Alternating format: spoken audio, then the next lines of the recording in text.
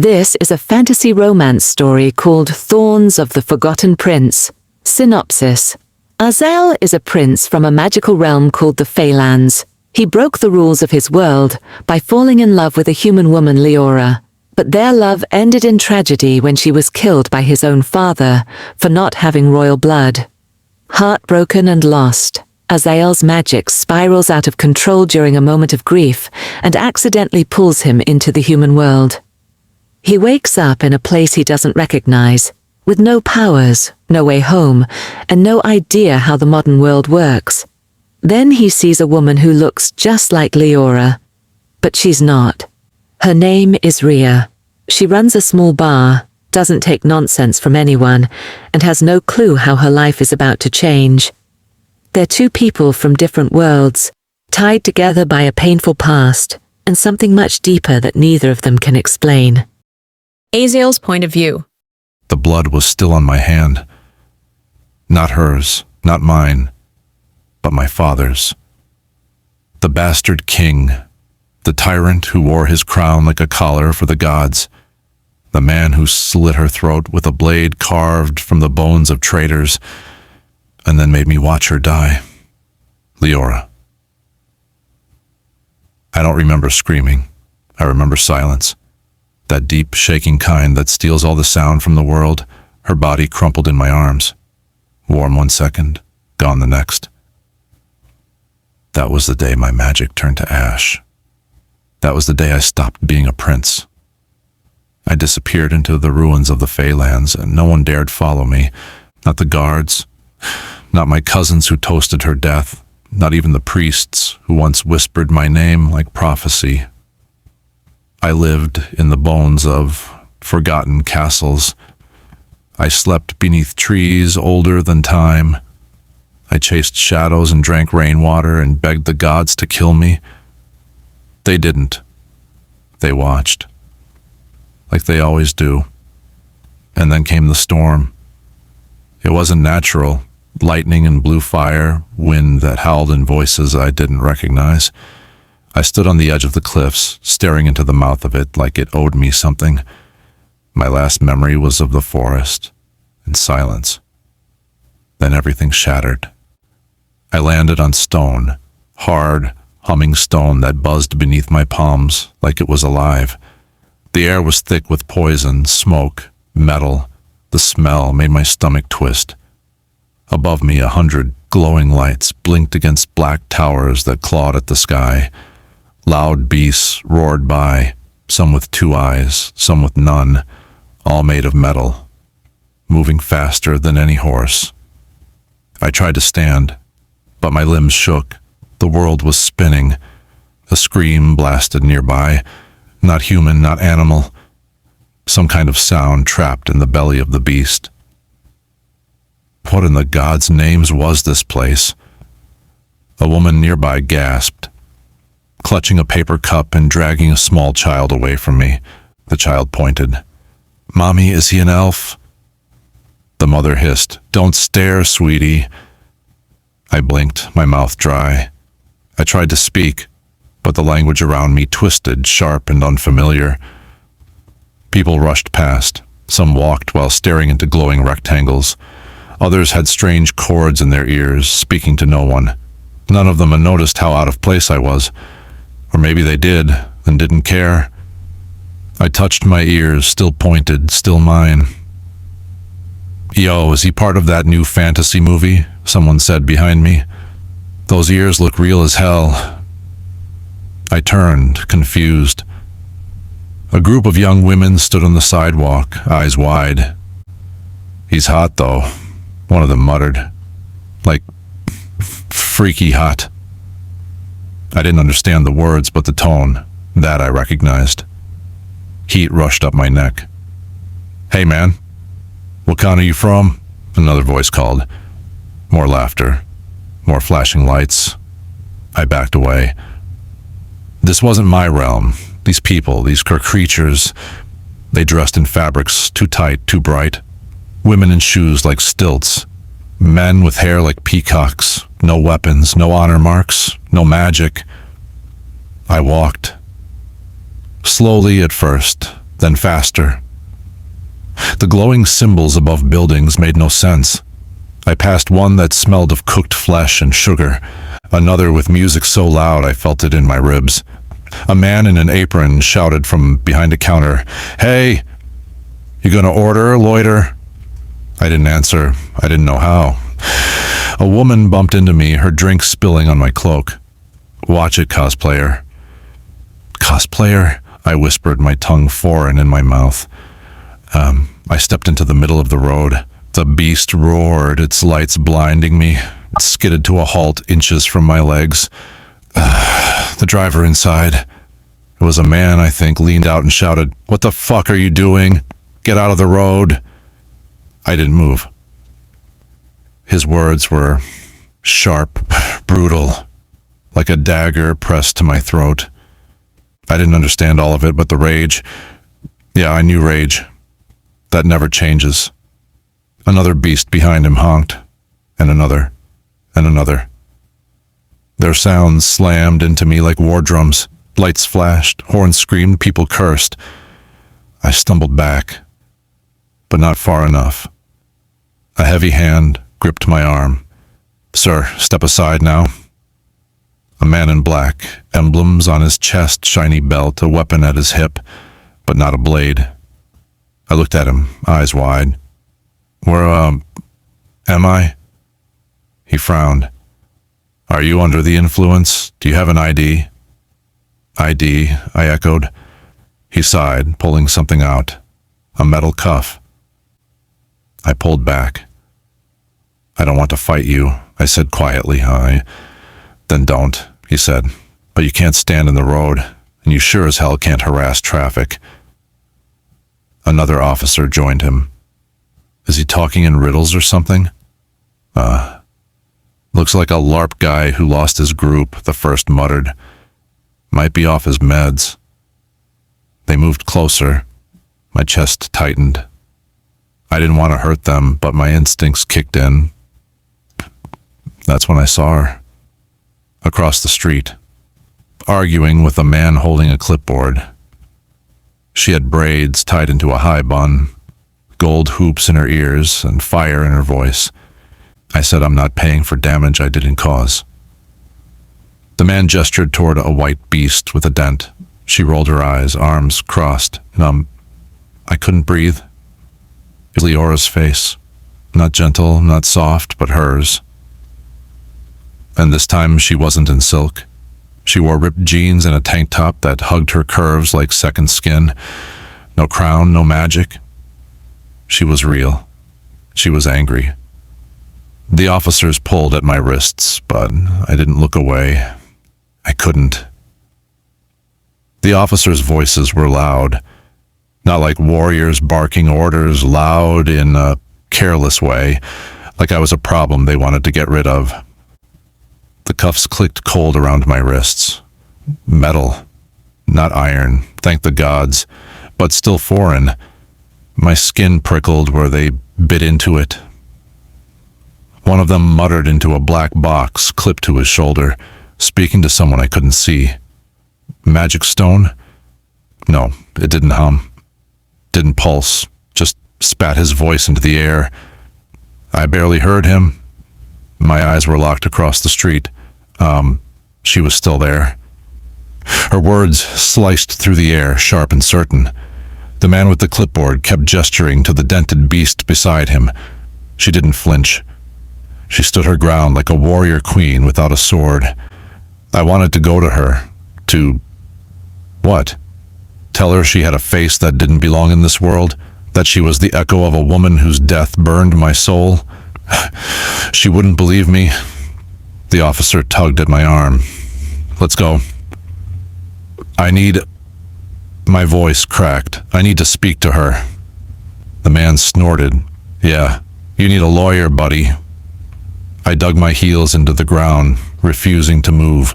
The road hummed beneath us as more of those metal beasts rolled past. They hissed and growled, lights cutting across my vision. The second officer stepped in front of me. Look, pal, you're lucky we're not hauling you in for obstruction. Just... He stopped when a woman passing by slowed to stare at me. "Oh my God," she whispered to her friend, not quietly enough. "He looks like some fantasy prince. Look at his hair." Her friend giggled. "And those ears? Damn. If that's a costume, I want to know who made it." I didn't know if they were mocking me or worshipping me. Their eyes roamed like they were weighing my worth in gold. In the Fae Lands, that would earn them a glare sharp enough to cut. Here, it only made them smile wider. Another woman joined them, holding a glowing rectangle up toward me. "Hold still. This lighting is perfect." The rectangle flashed bright, making me flinch. They laughed. The officer rolled his eyes. "Move along, ladies." They didn't. They stared like I was a strange beast in a cage, then drifted off, whispering. I glanced back across the road. The woman with my Liora's face was gone. Panic surged. My pulse roared in my ears. I twisted against the cuffs. "Where is she?" "Who?" the officer asked. I searched the crowd, scanning every face. None of them were hers. The dented beast, the clipboard man, gone too. The officer sighed. "All right, you're clearly not dangerous, just confused. I am letting you go, but stay off the damn road." The metal cuffs snapped open. My wrists burned where they'd held me. The officers walked away, one muttering into his black box again. I stood still for a moment, the crowd flowing around me like water around a stone. The city was loud, too loud, and I didn't know which way to move. I picked a direction at random. Every step was a lesson. A bright red sign with a painted cup pulled at my eyes. People came out holding strange drinks with lids and hollow sticks. I took one from a bin when no one was looking, curious, but the taste was bitter and burned my tongue. I spat it out, earning a scowl from a passing man. Disgusting, I muttered. At another corner, a group of men stood smoking thin sticks that glowed at the tips. The smell was sharp, biting. One of them looked me over and grinned. "Nice outfit, Legolas." I didn't know the word, but the tone was mocking. The streets twisted, lined with glass doors and strange symbols.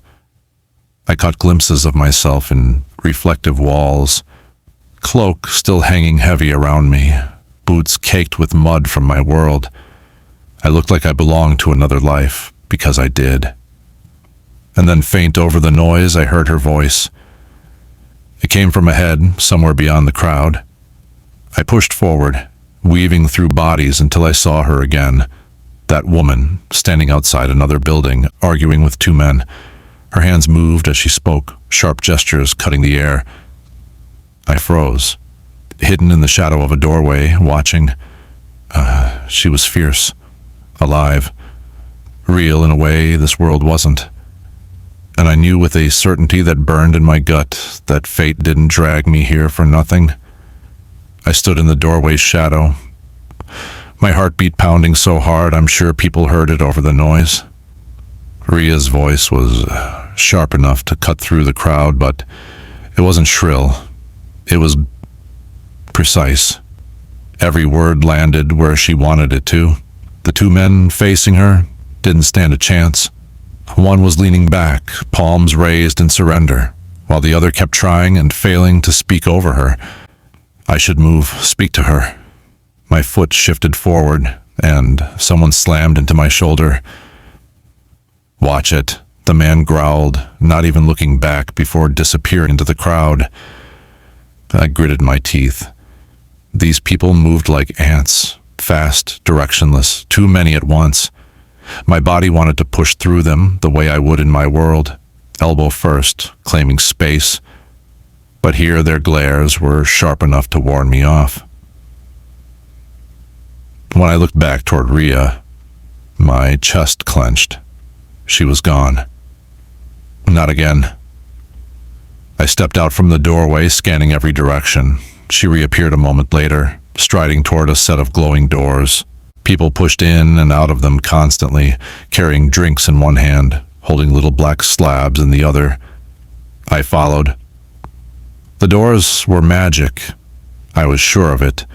They opened on their own when people drew close, then shut like a beast's mouth.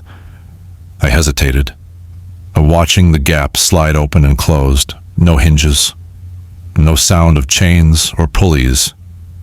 A man behind me muttered, "Move, man." I stepped forward too quickly, trying to catch the opening before it vanished. The door hissed against my shoulder as it closed, making me jerk back.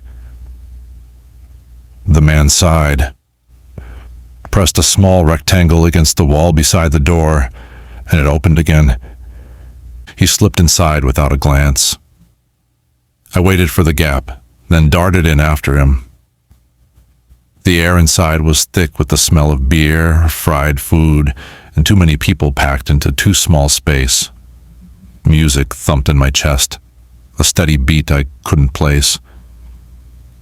And there she was, Rhea, behind a long wooden counter, sliding a glass toward a man who tossed coins. No, not coins, something flatter, onto the surface. She caught them without looking, speaking to another person beside her. She hadn't seen me. I took a step closer, weaving between tables. Women's eyes followed me, their conversations pausing mid-sentence. One touched her friend's arm and pointed in my direction. "Holy hell," she whispered. "Where did he come from?" Her friend grinned. "He's gorgeous. You think he's an actor?" I kept moving, pretending I hadn't heard. Every table I passed felt like another set of eyes pinned to my back. In the Fae Lands, this much attention was a threat. Here, it was something else entirely, something I didn't understand. When I reached the counter, I opened my mouth to speak, and someone stepped in front of me. "Hey buddy, are you in line?" the man asked, holding a slip of paper. I stared at him. "In what?" "In line," he repeated, pointing to the space behind him. I looked down. The row of people all waiting with empty hands. I didn't know what for, but it was clear they had rules here. I stepped back without answering. The man gave me a strange look, muttered something I didn't catch, and turned away. From this distance, I could hear Rhea more clearly. She was laughing with a woman leaning over the counter, her voice warm now instead of sharp. It made my chest ache in a way I hadn't felt in years. I wanted to hear her say something to me. Jim. The man in front of me finally stepped aside, and I moved forward, my hands resting on the wood of the counter. Her eyes flicked to mine. For a moment she froze. Just a second. But I saw it. Recognition? No. It was the kind of pause people make when they see something unexpected. Then it was gone. "What can I get you?" she asked. Her words were simple, but my mind scrambled. What could she get me? I didn't know what she had. I didn't even know what people drank here, other than the bitter poison I'd spat into the street. I opened my mouth, searching for the right answer, and a man at the far end of the counter called her name. "Rhea, need you down here." She glanced at me once, quick as a blink, then moved away, her attention pulled elsewhere. I stood there, my jaw tight, watching her go. I had crossed centuries. I had faced monsters with claws and kings with crowns of iron, but speaking to one woman in this strange new world, that apparently was beyond me. The crowd thinned near the far end of the counter. Rhea was pouring amber liquid into a short glass, her hands moving with a rhythm that told me she'd done it thousands of times before. She slid it to a man in a leather jacket without looking, then wiped the counter with a small cloth. I waited until she turned toward me again. This time there was no line between us. No strangers cutting me off, just her eyes, sharp and assessing. "You decided what you want?" she asked.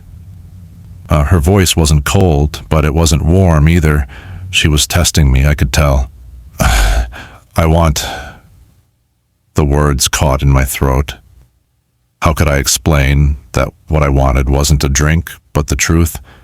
That I wanted to know why she wore Liora's face, why her voice made the air feel like it belonged to a different time. But she was waiting. "I don't know what you serve here," I said finally. That made her pause. "You've never been to a bar before?" I shook my head. "Not like this."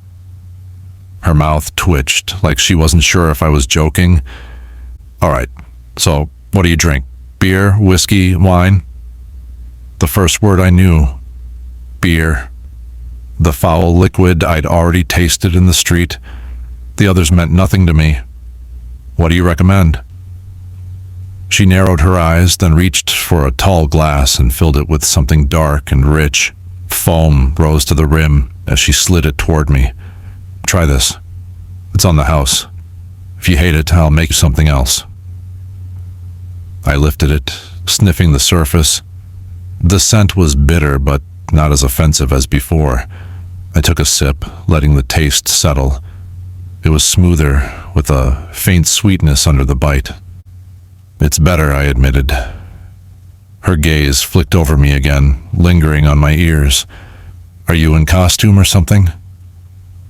My stomach tightened. "Costume?" "Yeah, the hair, the ears." She gestured vaguely. "You look like you stepped out of a fantasy movie. People have been staring at you all night." "I noticed," I said.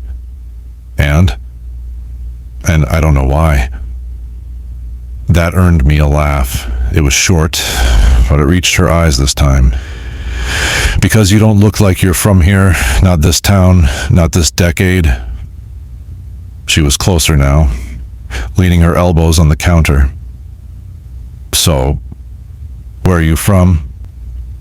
The truth lodged in my chest. If I told her, she'd think I was mad, but lying felt like swallowing glass. "Far away," I said. She tilted her head. "You're not going to make this easy, huh?" I almost smiled. "No." Before she could ask more, someone down the counter called her name again. She pushed off the counter, but not before pointing a finger at me. "Don't disappear. I have questions." I watched her move away, weaving through the crowd with practiced ease. Her presence left a hollow space in front of me, and the noise of the bar rushed back in. I sipped the drink again, ignoring the stares from a group of women at a nearby table. One of them lifted her glass toward me in a silent toast. Another whispered something to her friend, their eyes darting back to me. It was attention I didn't want. It couldn't avoid. A sudden burst of sound came from outside.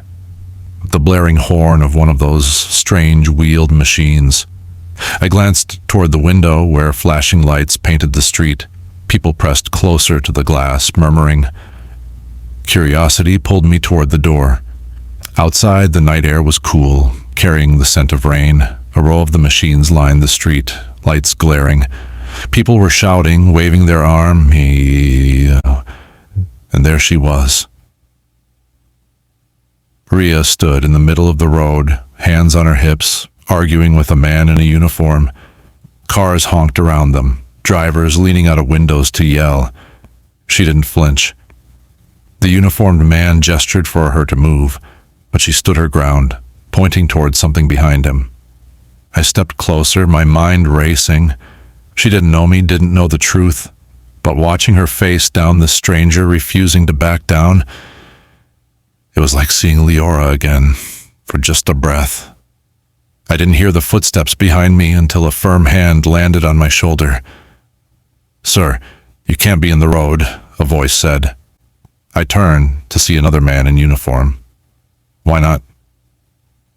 "Because you'll get hit by a car. Now, come on, let's get you out of here." I looked past him back to Rhea.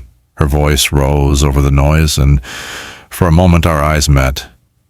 Just a flicker, but enough. Something inside me shifted. The man in uniform was still holding my shoulder, steering me toward the sidewalk like I was a stray animal. I could have easily broken his grip. He had no idea how strong I really was, but there were too many eyes watching. "Come on," he said again. "You're blocking traffic." I glanced over my shoulder.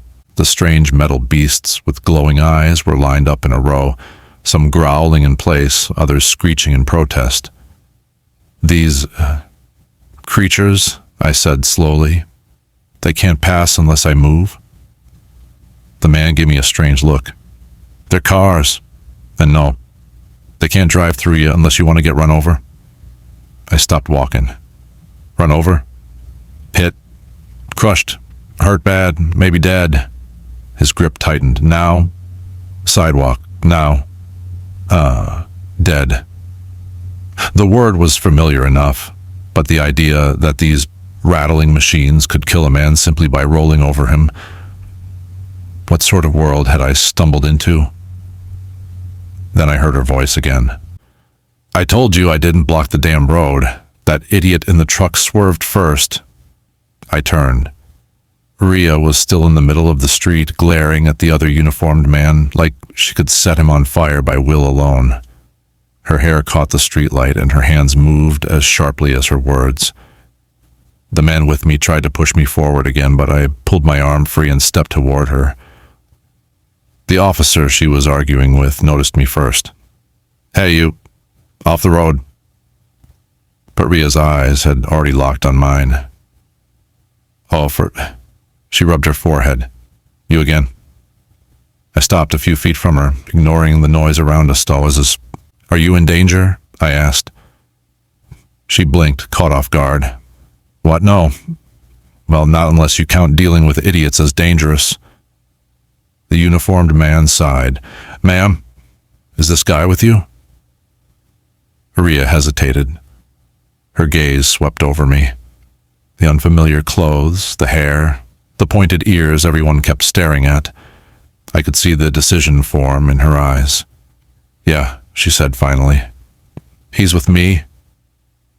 The officer gave her a long look, then muttered something under his breath and stepped away to speak into a small black device. Rhea turned to me, arms crossed. "Do you have a death wish, or do you just not know what a car is?" "I know it now," I said. "Uh-huh. And before?" I tilted my head. "Before, I thought they were creatures." She stared at me for a moment, then laughed. One short, incredulous sound. "Wow. Okay, you're serious." "I am always serious." That made her laugh again, though she shook her head like she wasn't sure what to make of me. "All right, mysterious guy, let's start with rule number 1. Cars are not alive, but they will hurt you if you stand in front of them. Got it?" "Got it," I repeated, though the thought of trusting these metal beasts still felt wrong. She studied me a little longer. "You're not from around here, are you?" I didn't answer. "That's what I thought," she said, and started walking toward the curb. "Come on, before you cause another scene." I followed, the noise of the street fading behind us, but the image of her standing in the road, unflinching, stayed with me, like a memory I had no right to own. The street was quieter once we stepped away from the flashing lights and impatient growl of those cars, but the air still carried their stink, thick and sharp, like smoke from metal instead of fire. Rhea walked ahead of me, her stride quick, confident. The kind of confidence you get from knowing exactly where you're going. I trailed behind, not because I didn't know the way. I didn't, but because I was studying everything. Bright signs lit the dark letters in shapes I almost recognized. Windows glowed like open doorways, and behind them were people talking, laughing, eating. It felt like walking through a market after nightfall. Except here, every stall was locked behind glass. Rhea stopped in front of one of those glass doors. It had a small, glowing sign above it that read "Open" in harsh red light. "This is my bar," she said, pulling the door open. If you're going to keep following me around and almost getting killed, you might as well sit somewhere warm.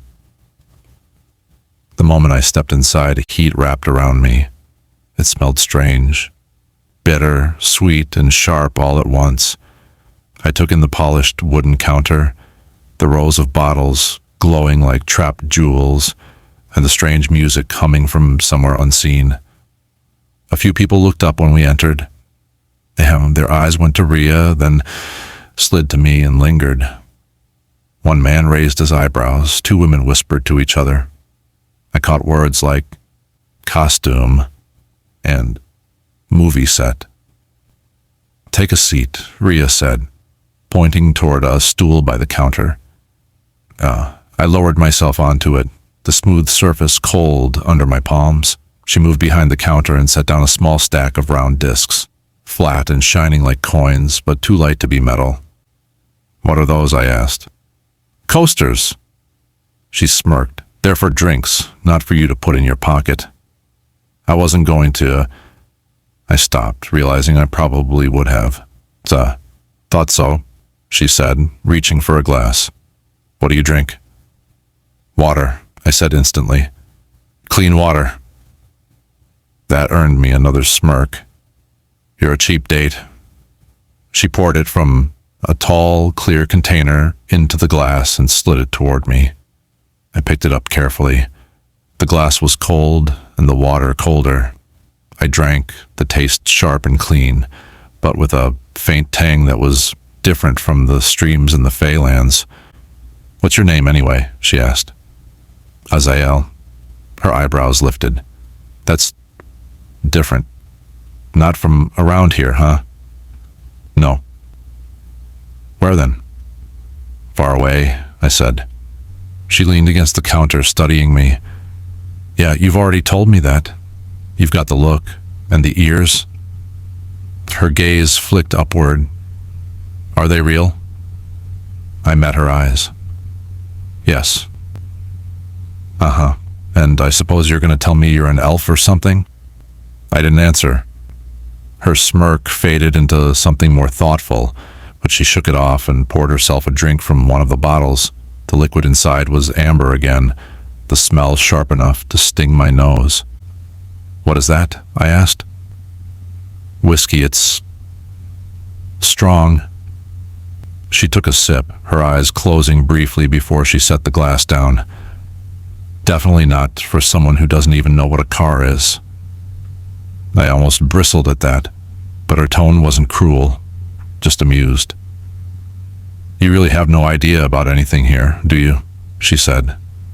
I shook my head. "I woke up here. I don't know how far I've come." Her eyes narrowed slightly, but she didn't press. Instead, she slid my glass closer. "All right, Azael. Rule number 2, if you're lost, you find someone who knows the streets. Lucky for you, you found me." I held her gaze. "You're offering to teach me?" She tilted her head, a faint smile tugging at her lips. "Maybe. Or maybe I'm just making sure you don't get yourself killed before you pay your tab." I didn't know what a tab was, but the way she said it made me think I might owe her more than I realized. The bar was alive in a way that was nothing like the markets of my world. Here, the light wasn't sunlight or fire. It came from those strange glass bulbs above, buzzing faintly, almost like they were whispering to each other. The air was thick with scents I couldn't place. Fermented fruit, burnt grains, strange oils on people's skin, and something sweet drifting in from the street whenever the door opened. Rhea moved behind the counter with the ease of someone who had claimed this space as her own. Every motion was efficient, but not hurried.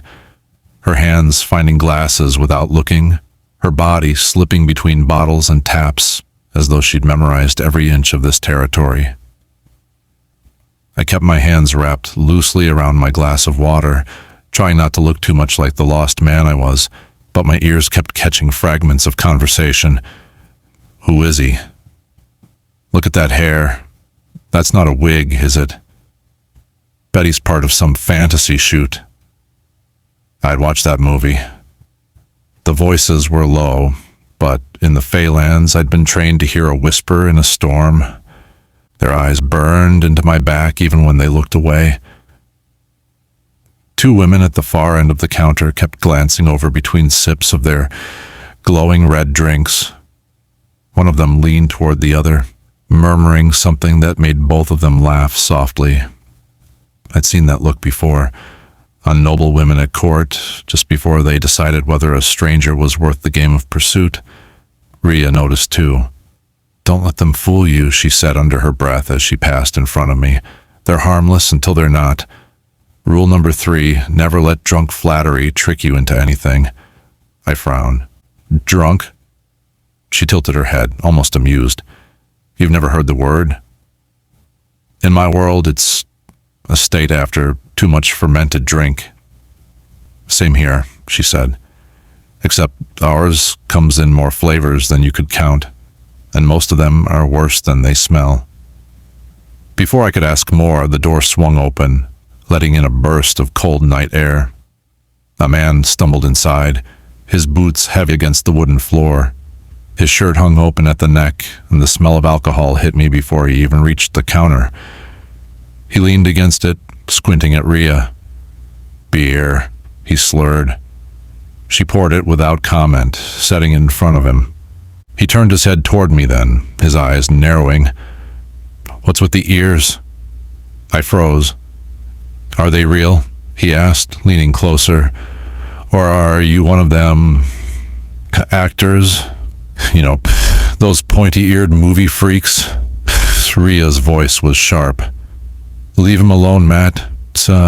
But I could feel something in me shifting, an old instinct waking up. In the Fae Lands, such a challenge would be met swiftly, either with a cutting remark or and a blade to remind the speaker of his place. Matt smirked when I didn't answer. "Bet you're just some weirdo in a costume. What's next? Magic tricks?" I didn't move, but my hand itched for a weapon I no longer carried. "Where I come from," I said slowly, "men who speak like that are expected to answer for their words." He blinked, then laughed, a sharp, mocking sound. "Yeah? And what are you gonna do, fairy dust me to death?" I rose from the stool before I even thought about it. The stool scraped loudly against the floor, and the low hum of chatter in the bar quieted. Matt's smirk faltered. Rhea's voice cut through the tension. "Azael, sit and down." Her tone wasn't pleading, it was a command, and something about it made me pause. This isn't your world," she said, her eyes locked on mine. "And here, starting fights in bars doesn't end well for anyone." I held her gaze for a long moment before lowering myself back onto the stool. Matt muttered something under his breath, took his beer, and slouched toward a corner table. Rhea let out a breath and shook her head. "Rule number 4, ignore the idiots. There are more of them than you can fight." I studied her, wondering how she could be so unshaken. "You give many rules," I said. "Someone's got to keep you alive long enough to learn them." Her voice was light, but I could see it in her eyes. She'd been measuring me since the moment we met.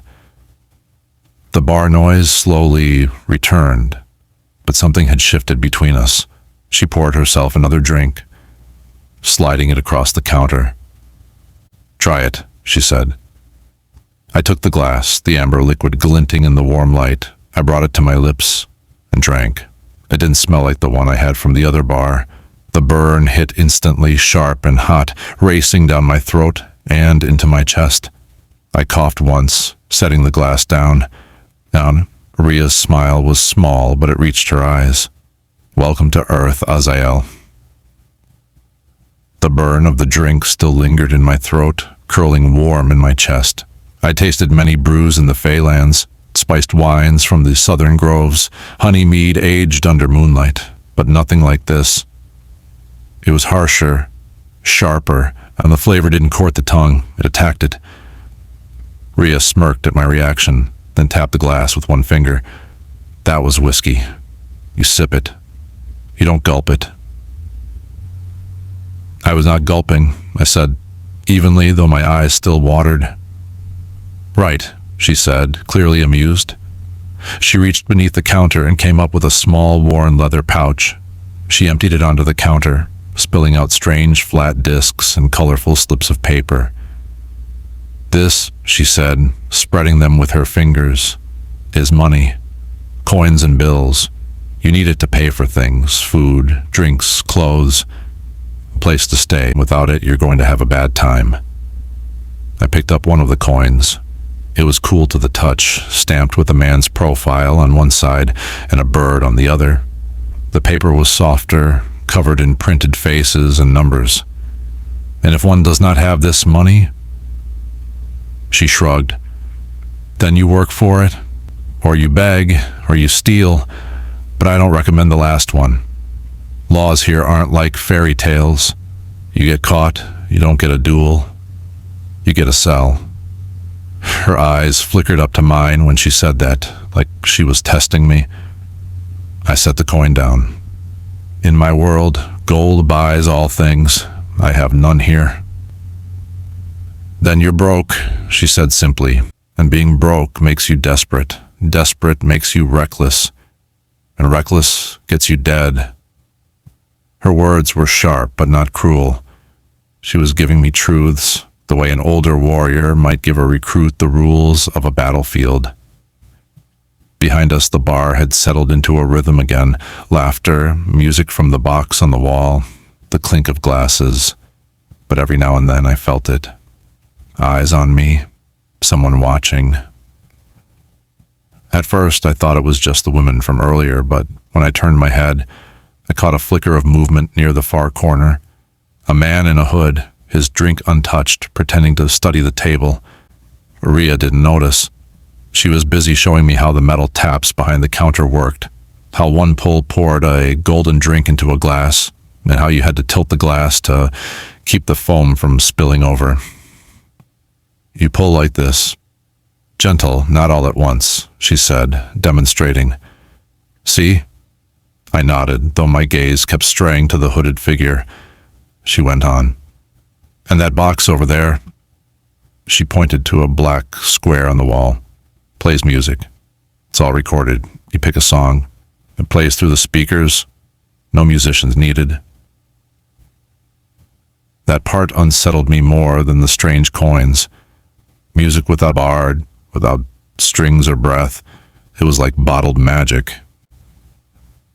When she moved to help another customer, I shifted on my stool, keeping the hooded man in my sight. He was still there, still not drinking. Rhea came back and caught the line of my gaze. Something wrong?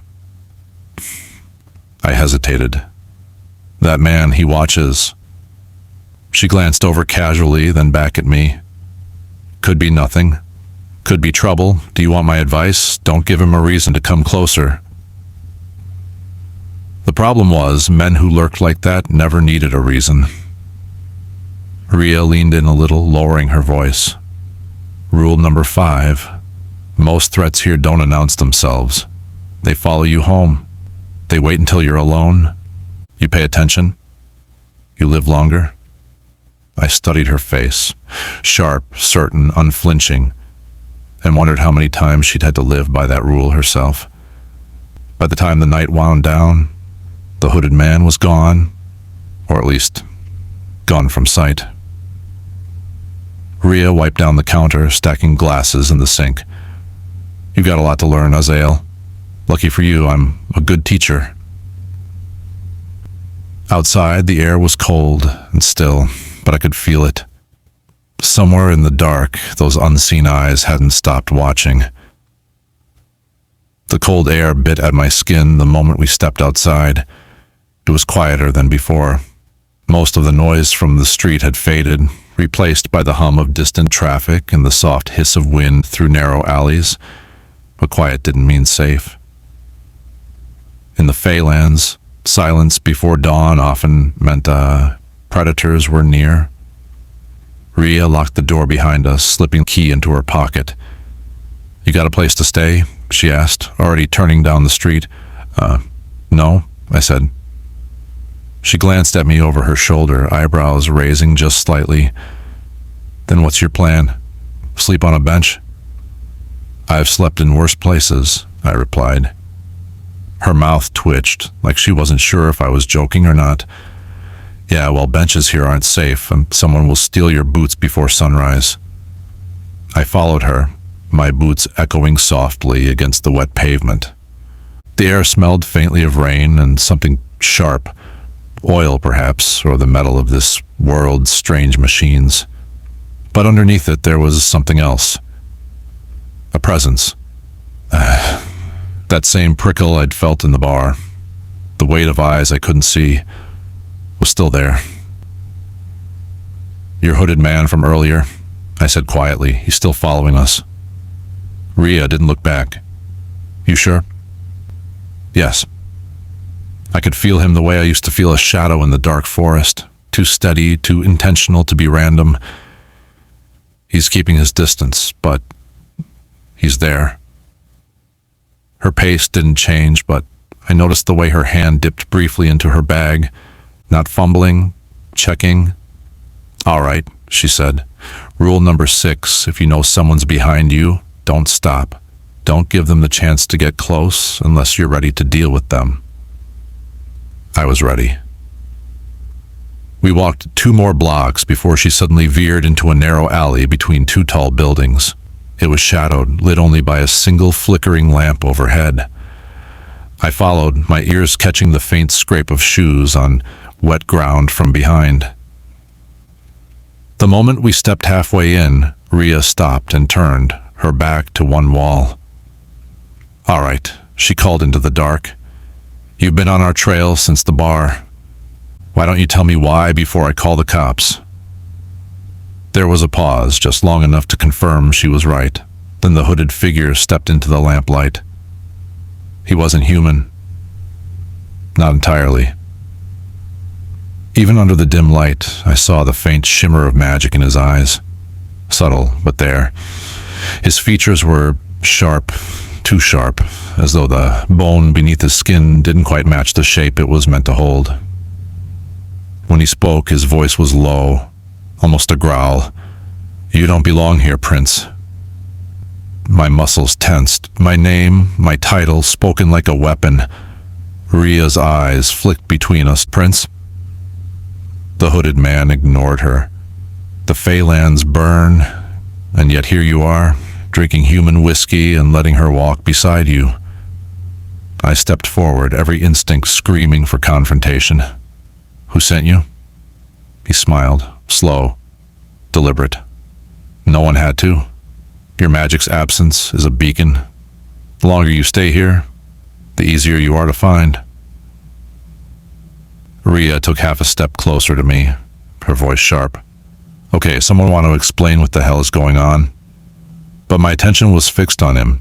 He was right. Being here without my magic was dangerous, but not just for me. You shouldn't have come, I said. The man's smile widened. Neither should you. He took a step back into the shadows and vanished. Not walk away, not run. Gone, like he'd been swallowed by the dark. Rhea stared at the empty space where he'd stood, her jaw tight. All right, you've got about 10 seconds to tell me what that was before I decide you're crazy. I looked at her, the truth heavy on my tongue. That was a reminder, I said, that this world is not as far from mine as I thought. Her eyes narrowed. And me? You, I said quietly, are the reason they'll keep coming. Rhea's point of view. The alley was still empty, but my skin was buzzing like static. People don't just vanish into thin air, not in my world. I stared at the spot where the hooded guy had been, willing my brain to come up with a logical explanation. Smoke, shadows, tricks of light, but nothing made sense. My pulse was still thudding in my ears when I turned to Azael. What the hell was that? His eyes were locked in the darkness, like he thought the guy might step back out at any second. Not here, he said. Not here, I hissed. A guy just called you Prince, said something about Fae Lands, and asterisk vanished. Asterisk. You don't get to not hear me. He looked at me then, and I swear there was something in his gaze that made my breath stick in my throat, part warning, part regret. If I tell you, you won't believe me. Try me, I said. He studied me for a moment, like he was weighing something in his head. You look like someone I knew, he said finally. I blinked. That's your explanation? It's not the explanation, he said, his voice low. It's the reason I can't leave. The words hit strange, half flattery, half threat. Well, lucky for you, I'm not in the habit of running just because someone's acting weird. His mouth twitched like he almost smiled. Almost. Then he stepped past me, back toward the street. We need to keep moving. I didn't follow right away. My mind was still tangled with the image of that hooded man's eyes, how they caught the light, how they hadn't looked entirely human. And Azael. God, even his name sounded like it belonged in a fantasy novel. I finally caught up to him as he reached the end of the block. Where exactly are we going? A place with walls, he said, and locks. I live above the bar, I told him. It has both. He gave a small nod, like that settled it. We didn't talk much the rest of the walk. I wasn't sure if it was because he didn't feel like explaining or because he didn't want to waste words on things I wouldn't understand. Either way, it left me with too much time to think. By the time we reached the narrow staircase beside the bar's side entrance, the street was empty. I unlocked the door, stepped inside, and flicked on the light.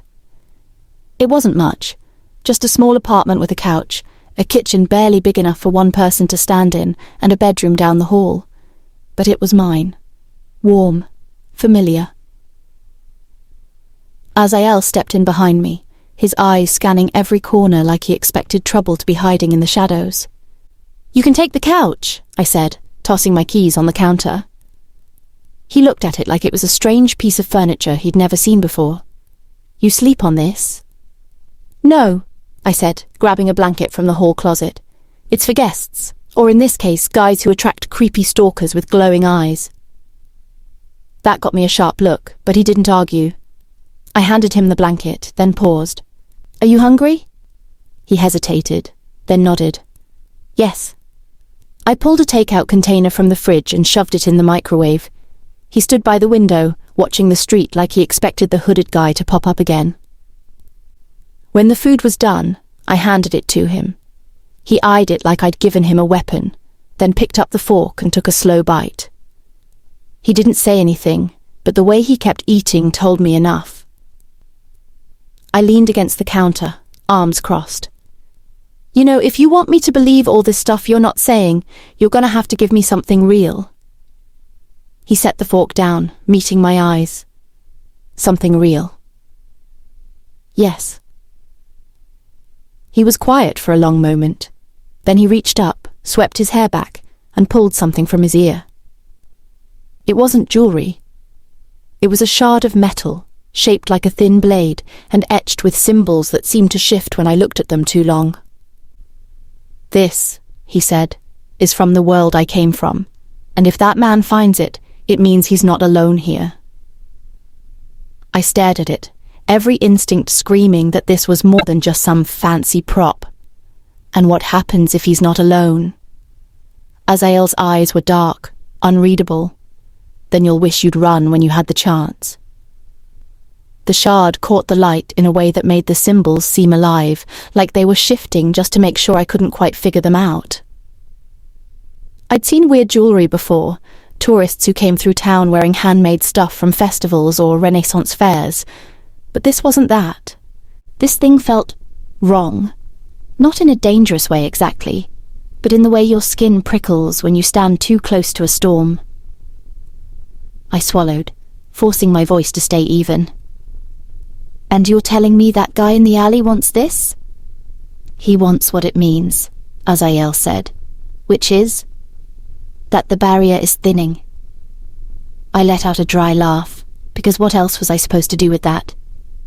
You're really committing to this whole fantasy thing, huh? His gaze didn't waver. You think this is a game? No, I said, and it came out sharper than I meant. I think you're standing in my kitchen, eating my leftovers, talking about barriers like we're in some movie. And I think if you're going to tell me that the creepy disappearing guy is from the same place as you, I deserve more than cryptic one-liners. For a second, I thought he'd snap back. Instead, he set the shard down on the counter, the metal clinking against the laminate. In my world, he said slowly, these are forged by the Royal Guard. They're marked so no one but their bearer can use them. This one belonged to the captain. Something in his tone made me ask, what happened to him? His eyes flicked to mine, and for the first time since I'd met him, there was a crack in that unshakable composure. He died in my arms. I didn't have a response for that. My mind kept trying to find the part where I could laugh it off, but the look in his eyes made it impossible. He picked up the shard again and slipped it away, disappearing it somewhere in the folds of his cloak, like he'd done it 1,000 times before. If they've sent someone here, they won't stop with one. They? I repeated. He didn't answer. Instead, he moved to the window again, his posture so still it almost looked carved. The only movement was the slow sweep of his eyes across the street. Something about that silence settled in my chest in a way I didn't like. I pushed off the counter. All right, here's what's going to happen. You can crash here for the night, couch only, but tomorrow we figure out what the hell this is, the shard, the guy, all of it. I'm not signing up for some mystery stalker situation without answers. He glanced at me over his shoulder. You think you have a choice in this? The way he said it wasn't a threat, but it landed like one. I folded my arms, squaring my stance. Yeah, I do. My life, my rules.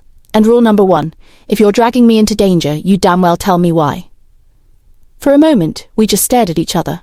His eyes were unreadable, but there was something in them that almost felt like respect. Finally, he gave a single nod. Tomorrow. It wasn't a promise I trusted, but it was all I was getting tonight. I tossed him the blanket and pointed at the couch. Make yourself at home and don't touch anything. He sat without a word, but when I turned toward the hallway, I could still feel his gaze on my back, watching, measuring. Like he wasn't sure yet if I was a problem to solve or a secret to keep. I don't know how long I actually slept that night, if you could even call it sleeping. Every time I drifted off, my mind pulled me back with flashes of that alley, the flickering light, the hooded man's eyes, the way he'd just vanished. And Azael, standing there like he'd been expecting it all along. By the time I finally sank into a deeper sleep, the room was dark and still. And then I heard it. A sound from the living room. Not the creak of the old pipes or the fridge kicking on. This was softer, sharper, like a fingernail dragging across wood. I froze, my hand gripping the edge of the blanket. I told myself it was nothing. I'd had customers before who hung around too long after closing, people who lingered outside the bar, hoping for a chance to talk. It could have been the building settling. But then I heard it again. A whisper. Low, too faint to make out the words, but close enough that it didn't sound like it was coming from the street. I slipped out of bed as quietly as I could, my bare feet cold against the floor. I didn't bother turning on the light.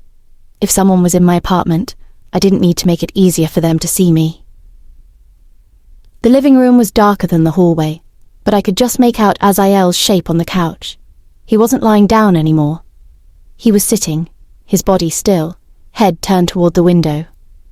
You hear it too, I whispered. He didn't look at me, but his voice was low and certain. Stay behind me. Normally, I'd have told him to shove that protective tone somewhere unpleasant, but something in the way he said it. I didn't argue. He stood, his movements soundless, and crossed to the window. The whisper came again, this time clearer, a word that sounded like it had been dragged through glass.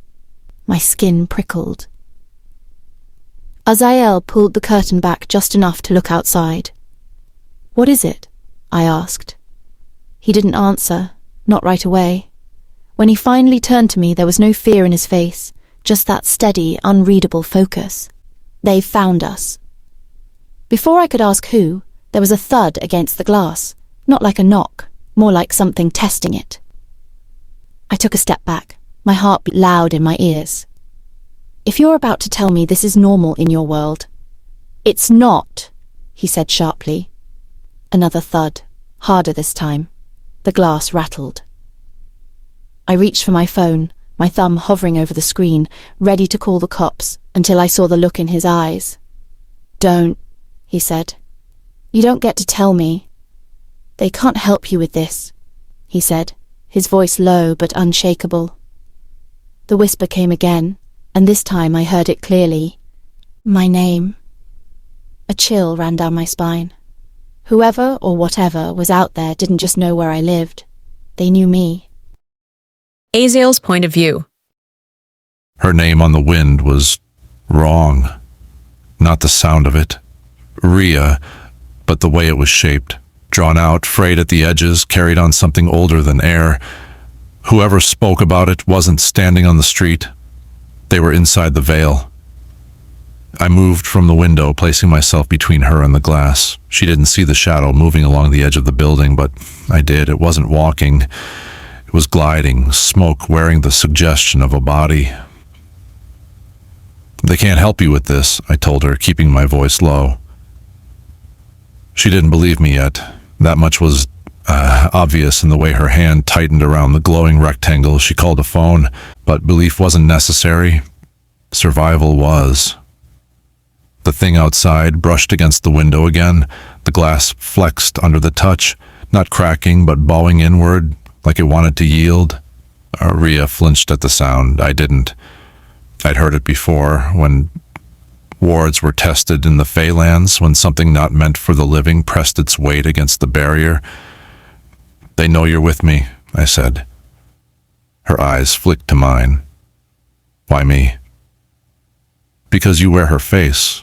Because in my world that makes you more than you understand." But I didn't have time to tell her that. The glass buckled harder, spiderweb cracks shivering across the pane. "Almeida, back," I ordered, my tone leaving no room for argument. For once, she didn't argue. No, the thing outside surged forward. The window shattered, shards scattering across the floor. The smoke poured in, dragging the cold with it, so sharp and sudden that the warmth of the room was gone in an instant. It took shape as it entered. Tall, with limbs that bent wrong, eyes like molten metal in a face that wasn't a face at all. Rhea gasped, stumbling back, but I was already moving. I didn't have my blade, I didn't have my magic, but I had enough. I met it head on, my shoulder slamming into what passed for its chest. The thing hissed, not in pain, but in recognition. Claws whipped toward my face. I caught its wrist and twisted hard, driving us both toward the far wall. Its other hand lashed out, catching my ribs. Fire shot through my side, but I held on, forcing it away from the bedroom door, away from her. Behind me, I heard Rhea's voice, shaken but steady-eyed. "What is it?" I gritted my teeth, shoving the thing back toward the broken window. "A hunter. And if there was one, there would be more."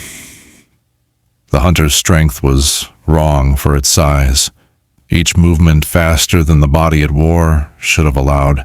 Its limbs jerked like a puppet pulled by too many strings, but every strike landed with precision. I shifted my weight, using the narrow space between the couch and the wall to my advantage. Force it where it couldn't move freely, keep it from circling behind me.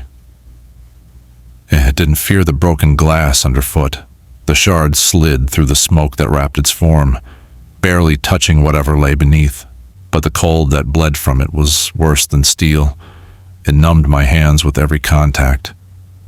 Rhea was still in the room. I could feel her there, just at the edge of my vision. Too close, too exposed. "Stay back," I told her. The hunter lunged again, and I caught its arm, driving my knee into the joint. Something cracked, not bone, but the illusion holding its shape, and the limb stuttered before reforming. It laughed, a low, wet sound that slid under the skin. I used the moment it leaned forward to shove hard against its chest, forcing it toward the open window. The frame scraped my shoulders, the cold from the outside slamming into me along with the creature's weight. It twisted, trying to anchor itself against the sill, claws sinking into the wood. I slammed my palm into its head, if it could be called that, again and again, until the grip loosened. The smoke around it began to unravel, threads tearing away into the night air. Its molten eyes flared brighter, not in fear, but in promise. It would come back. I drove one last strike into its center, sending it over the edge. The cold vanished as the body dissipated into nothing, the street below left empty and still. I stayed at the window a moment longer, scanning the shadows for movement. There was none, but the quiet was too deep now, too sudden, the kind that doesn't last. When I turned back, Rhea was standing near the couch, her arms wrapped around herself. Her face was pale, but her eyes were fixed on me. Not in fear, but in demand. That, she said slowly, it wasn't human. No. And it came here for you? Yes. She let out a breath, sharp and fast. Then, you're going to start explaining. Now. I looked past her to the broken glass scattered across the floor, the curtain twisting in the night air. The shard in my pocket felt heavier than before. I will, I said, but you need to understand. Now that they've found us, the nights will not be quiet again. The glass crunched under my boots as I crossed the room. I wanted distance from the window, but more than that, I wanted her away from it. Rhea hadn't moved. Her arms were still crossed tight over her chest, her weight braced like she was holding herself in place. Her eyes tracked me the way a soldier watches an opponent, steady, unblinking, waiting for the first sign of deception. You said you'd explain, she said. I stopped a few feet from her. I will. Good, because right now, I'm standing in my own apartment in the middle of the night, staring at a shattered window and wondering if I've lost my mind. You haven't, I said. Her jaw tightened. Then tell me what I just saw. I thought about softening the truth, but there was no version of this that would make it less dangerous for her. That was a hunter, I said. They're sent to track and take what doesn't belong in their world, or bring back what escaped. Escaped, she repeated. That's you? Yes. She glanced toward the window, then back at me. And what do they do when they catch someone? They don't catch them alive. The words landed between us like a stone in still water. She didn't flinch, but I saw the shift in her eyes, the calculation, the understanding. Why here? She asked. Why now? Because I crossed the barrier without permission, because my magic is gone, and because I hesitated. Because you're here? Her brow furrowed. Me? You carry a face they know, I said. One that should not exist in this world, one they've seen before, in mine. Her voice was quieter now. You think I'm her? I know you're not her. That much was true. The fire in her voice, the sharp edge to her movements. It wasn't Liora, but it was close enough to tear open wounds I thought I'd buried. She looked at me for a long moment, then turned away, pacing toward the kitchen. So, what? You think they'll come after me too? They won't have to, I said. If they take me, you'll be nothing to them. If they can't, you become leverage. She stopped, her back to me, her shoulders tight. And how long do we have before another one shows up? I glanced toward the window again, toward the dark street beyond. Not long enough, When she faced me again, there was no fear in her eyes, only a hard, clear determination. Then you better figure out how to fight them without getting killed, because I'm not going anywhere. It wasn't a plea, it was a declaration. And something in me, something that had been dulled by loss and exile, shifted in response. They would come again, and when they did, I would be ready. Morning came too soon. I hadn't slept, not because I couldn't, but because I didn't trust the quiet. The first light slid across the broken window, catching on the edges of glass still clinging to the frame. The air was cold, carrying the smell of the street below. I stayed in the chair near the window, watching for a movement in the shadows. Rhea moved in the kitchen. The sound was soft. Cups against the counter, the faint hiss of water boiling, but it was enough to remind me she was still here, still unharmed. When she came into the room, she handed me a mug. "Coffee," she said. I took it. The heat seeping into my fingers. The smell was bitter and sharp. I tasted it and fought the urge to grimace. She noticed. "Not your thing?" she asked. "It's different," I said. She sat on the arm of the couch, her hair pulled back, her eyes already sharper than most people's were before midday. "So, what's the plan?" "First, you learn how to defend yourself," I said. Her brows lifted. "You're going to teach me?" "Yes." She gave a short laugh. "You don't even have your magic." "That doesn't mean I've forgotten how to fight." Her smile faded when she saw I was serious. "All right, what does this training involve?" "Understanding your surroundings, knowing where to stand, how to turn a weapon into something more than a piece of metal." She leaned back slightly. "And what weapon am I supposed to have? I don't exactly keep a sword under my bed." "You won't need one," I said. "You'll learn to use what you have." I stood, setting the mug aside. "Show me your hands." She hesitated, then held them out. Her fingers were strong, but not trained. I adjusted her grip, showing her how to make a fist without injuring herself. "This isn't about strength," I told her. "It's about precision, striking where it matters, moving before they do." She studied me for a moment. "You've done this before?"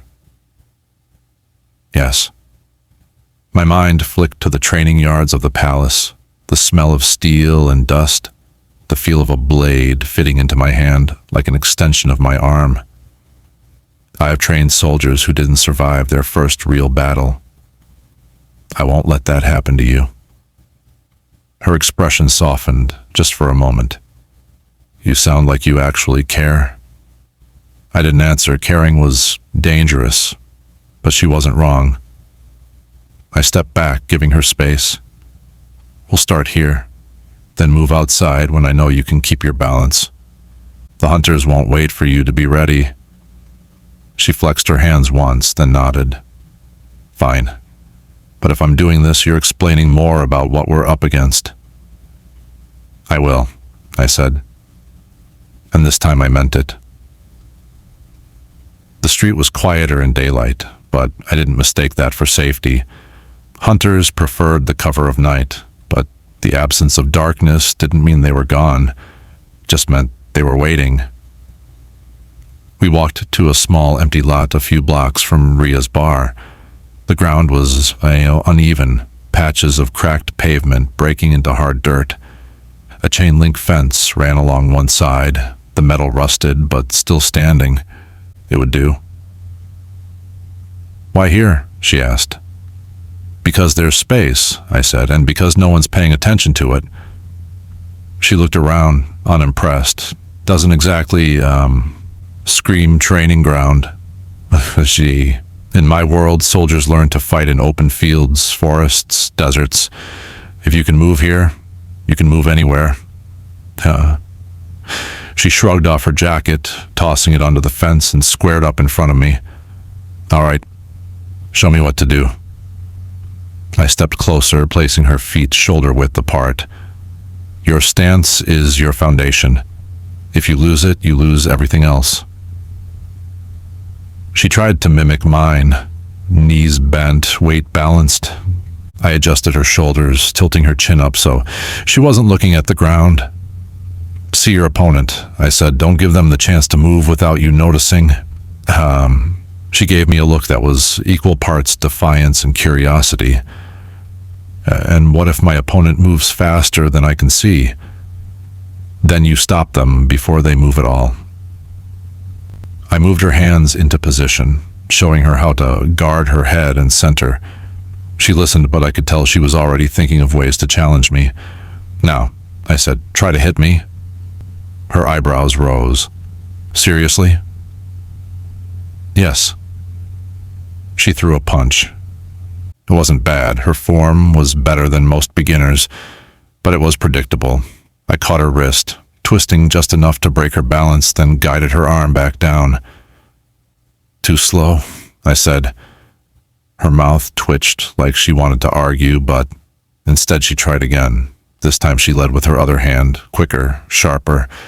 I still blocked it, but she'd closed the distance more. That's better, I told her. You're learning. She stepped back, brushing a strand of hair from her face.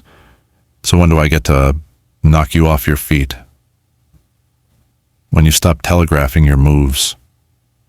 She rolled her eyes, but there was a spark there now, a focus I'd seen before in the eyes of warriors.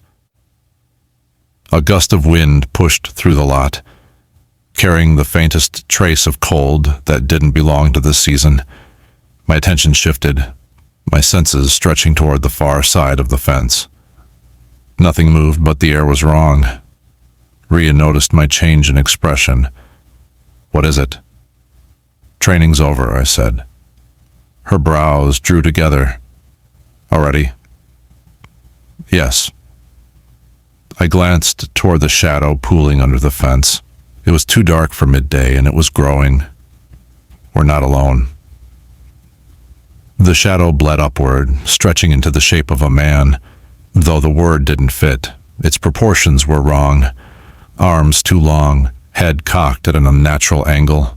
No eyes, no mouth, but I could feel its attention fixed on me. Rhea stiffened beside me. That's one of them. Yes, I said, stay behind me. It moved before she could argue, a single fluid step forward, closing the distance faster than a human could track. I caught its arm and shoved hard, redirecting its momentum away from her. The impact rattled up my arm, solid, not smoke, but colder than stone. Rhea didn't run. She moved to the side, circling, just like I told her in training. Smart, but still too close. The hunter's other arm whipped around, claws slicing the air where her head had been a moment earlier. She ducked, quick, grabbing a length of rusted pipe from the ground. Hit it in the head, I told her. She didn't hesitate. The pipe connected with a dull crack. The hunter reeled, its form flickering at the edges. I took the opening, driving my shoulder into its chest and forcing it toward the fence. It resisted, strength pushing back against mine, but Rhea struck again, this time at its legs. The creature staggered. I hooked my arm around its neck, if it could be called that, and wrenched it back. The shadow rippled, tearing like fabric in the wind. It collapsed into the dirt, unraveling into nothing. For a moment, the only sound was Rhea's breathing, fast but steady. She still held the pipe, her knuckles white. Is it dead? She asked. They don't die here, I said, but it won't return soon. She let out a slow breath, lowering the pipe. So, how'd I do? I looked at her, hair loose around her face, dirt on her jeans, eyes still lit from the fight. You listened. You moved. You didn't freeze. A small smile touched her mouth. Guess I make a decent student. You make a dangerous one, I said. Her smile widened, but she didn't answer. We both knew this was only the first. The next one would be stronger. By the time we got back to our apartment, the sky was shifting to that pale gold before sunset. The broken window had been covered with a sheet of plywood, a temporary fix Rhea had arranged while we were out. It wouldn't hold against another hunter, but it would buy us minutes. Minutes were sometimes enough. I moved through the apartment, checking the corners, the closets, the door locks. Rhea watched me from the kitchen, her hair pulled back, a glass of water in her hand. You've done this before, she said, Mia, or yes. Not just the fighting, the making sure nothing's hiding in the shadows part. I didn't answer. She set the glass down. You said you'd explain more, so explain. I stopped at the window, looking out over the street. In my world, hunters are only sent for two reasons. Either someone's stolen from the crown or someone's escaped their reach. Her voice was quiet. You escaped. I refused what they demanded of me. That was enough. When I looked at her, she didn't ask for details I wasn't ready to give.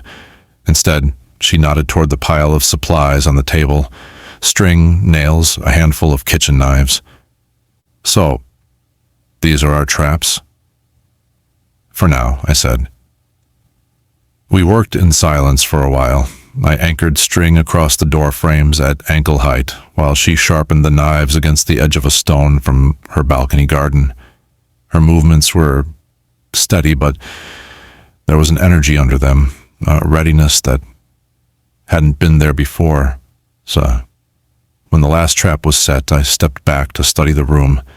The air felt heavy, charged. Then I felt it.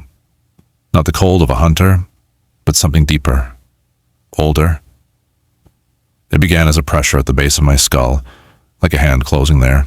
The floor shifted under my feet, not moving, but bending. Rhea looked up from the table. Azael. The light in the room dimmed, shadows stretching where they shouldn't. The pressure tightened, pulling at me, not at my body, but at the thread of magic I thought was gone. This isn't them, I said, and then what? The floor gave way. It wasn't like falling. It was like being pulled through water that wasn't wet, the air thick around us, our bodies weightless and unmoored. Rhea's hand caught my arm, her grip fierce. I held on to her, though I knew I shouldn't. Light burst around us, gold and green, like sunlight through ancient leaves. And then we were standing on solid ground again. Except it wasn't her apartment. It was a forest. Not just any forest. Home. The air tasted of iron-rich earth and the sharp sweetness of moon blossoms. Trees rose, higher than towers, their leaves shimmering faintly with magic. Somewhere in the distance, I heard the low call of a horn. Rhea turned in a slow circle, her voice low. This isn't possible. It is, I said. Because we were standing in the Fae Lands. And I had just brought her into the very place the hunters wanted to take me back to. The forest was alive in a way this world could never be. Every leaf, every shadow, every drop of air carried magic. It moved under the skin like a pulse, familiar and unrelenting. I had sworn I would never breathe it again. Rhea stood a few paces away, her head tilted back to take in the trees. Sunlight filtered through the canopy in broken streams, catching in her hair until it glowed like threads of gold. She didn't speak right away. She didn't have to. Her face told me everything, disbelief, awe, and the beginning of the questions I didn't want to answer. This is your world, she said at last. Yes. Her gaze swept the forest again, slow and deliberate, as if memorizing it. It's beautiful. It's dangerous, I said. That brought her eyes back to me. Because of them. Because of all of it. I stepped closer, my boots sinking slightly into moss that seemed to sigh under the weight. The air, the ground, The trees, they belong to the crown, and the crown belongs to my father. She frowned. The same father who... She stopped herself, but I heard the word she didn't finish. Killed her. Yes, I said, and if he knows I've returned, he will send more than hunters. She turned in a slow circle again. Then why bring me here? I didn't mean to. She studied me like she was weighing whether to believe that. Then how? I exhaled, glancing toward the distant sound of the horn. The barrier between worlds is weakening. I thought I'd lost my magic in crossing over, but something woke it, enough to pull us through. Her brow creased. And now we're stuck? Not yet, I said. But finding a way back won't be simple. She took a few steps forward, running her hand lightly over the rough bark of a tree. Her fingers hesitated over the faint silver lines that threaded through it like veins. It feels alive. It is, I said. Everything here is alive, and everything here is listening. She turned back toward me, her voice softer. So, what happens if someone hears us? They'll follow the sound, I told her, and if they see your face, they'll know exactly who you look like. Her lips pressed into a thin line. You mean her? Yes. I held her gaze. And in this world, wearing that face will get you killed. We started walking, my steps guided by instinct as much as memory. The deeper we went, the more the light shifted. Warmer, thicker, as if the sun here burned differently. The air was threaded with scents I hadn't smelled in years. Damp earth after moon rain, the faint spice of flame grass, the metallic edge of river water. Rhea stayed close, her eyes sharp despite the wonder. She didn't miss the movement in the branches above or the way the moss underfoot pulsed faintly when we stepped on it. This place doesn't feel empty, she said quietly. It's not. We reached a ridge and I stopped, scanning the valley below. The forest stretched out in rolling green waves, broken only by a narrow river that glinted silver in the light. On its far bank, half hidden by mist, stood the black spires of a keep. Rhea followed my gaze. That's it, isn't it? The place you came from? Yes. The word tasted like iron. The keep was a scar on the land, its walls sharp, its towers reaching like claws toward the sky. Even from here I could feel the wards coiled around it, old magic thrumming like a heartbeat. Her voice was careful. If we need to get back to my world, is that where we have to go? It's one way, I said. And the other? Find a mage who still remembers the old paths, if they haven't all been bought by the crown. She glanced at me, reading more in my voice than I wanted her to. You don't want to go there? No, I said. But if we stay here too long, they'll find us. And when they do, you won't have the choice of going back. The horn sounded again, closer this time. Rhea's eyes went to the tree line. How close? She asked. Close enough, I said. We moved quickly, skirting the ridge and heading toward a narrow break in the trees. Every step pressed the air tighter around us, the forest leaning in, as if it wanted to know what we were doing here. When we reached the shelter of a fallen oak, I stopped. We rest here for a moment. She dropped onto the moss, breathing harder than she wanted me to see. I crouched near the edge of the clearing, scanning the shadows. They'll send scouts before they send soldiers, I said. If we see one, we don't fight. We disappear. And if they see us first? I met her eyes. Then we don't stop moving until we're through the barrier. The wind shifted, carrying with it the faint scent of steel and fire. Not the clean fire of a hearth. This was the acrid bite of forged weapons and burnt magic. Rhea must have smelled it too, because she straightened, her voice low. They're coming. Yes, I said, and they already know we're here. Rhea's point of view. The air here felt heavier than home, like it carried more weight with every breath. It wasn't just the scent, though that was sharp and strange, a mix of flowers I'd never seen, and smoke that didn't seem to come from fire. It was like the whole place was aware of me, and I didn't like it. Azael moved ahead, his eyes scanning the trees like he could read them. He looked different here, taller somehow, sharper. Even without his magic, he belonged in this place. I was the one who didn't fit. Somewhere far off, the horn sounded again, closer. "They're coming," I said. He didn't slow. "Yes, keep moving." The moss was springy under my boots, but the ground wasn't soft. It had a strange give to it, like walking on muscle instead of dirt. The trees leaned toward us as we passed, their leaves shifting even though the air was still. I caught myself looking up more than I should have, trying to take it all in. How high the branches went, how the light seemed to bend around them, how every shadow seemed to move when I wasn't looking directly at it. "Don't fall behind," Azael said without looking back. "I'm not." I picked up my pace, though my eyes kept flicking to the edges of the path. It wasn't like being watched in the city, where people just stared too long. This felt like whatever was out there could see more than my face. Like it was looking asterisk through asterisk me. We broke through the trees onto a ridge, and I stopped without meaning to. Down below, in a valley wrapped in mist, was a river like silver glass. On the far bank, towers rose into the sky, black stone, sharp-edged, built to intimidate. Even from here they made my stomach tighten. "That's your home," I said. "That's the Crown's keep," he corrected. His voice had a weight to it I hadn't heard before.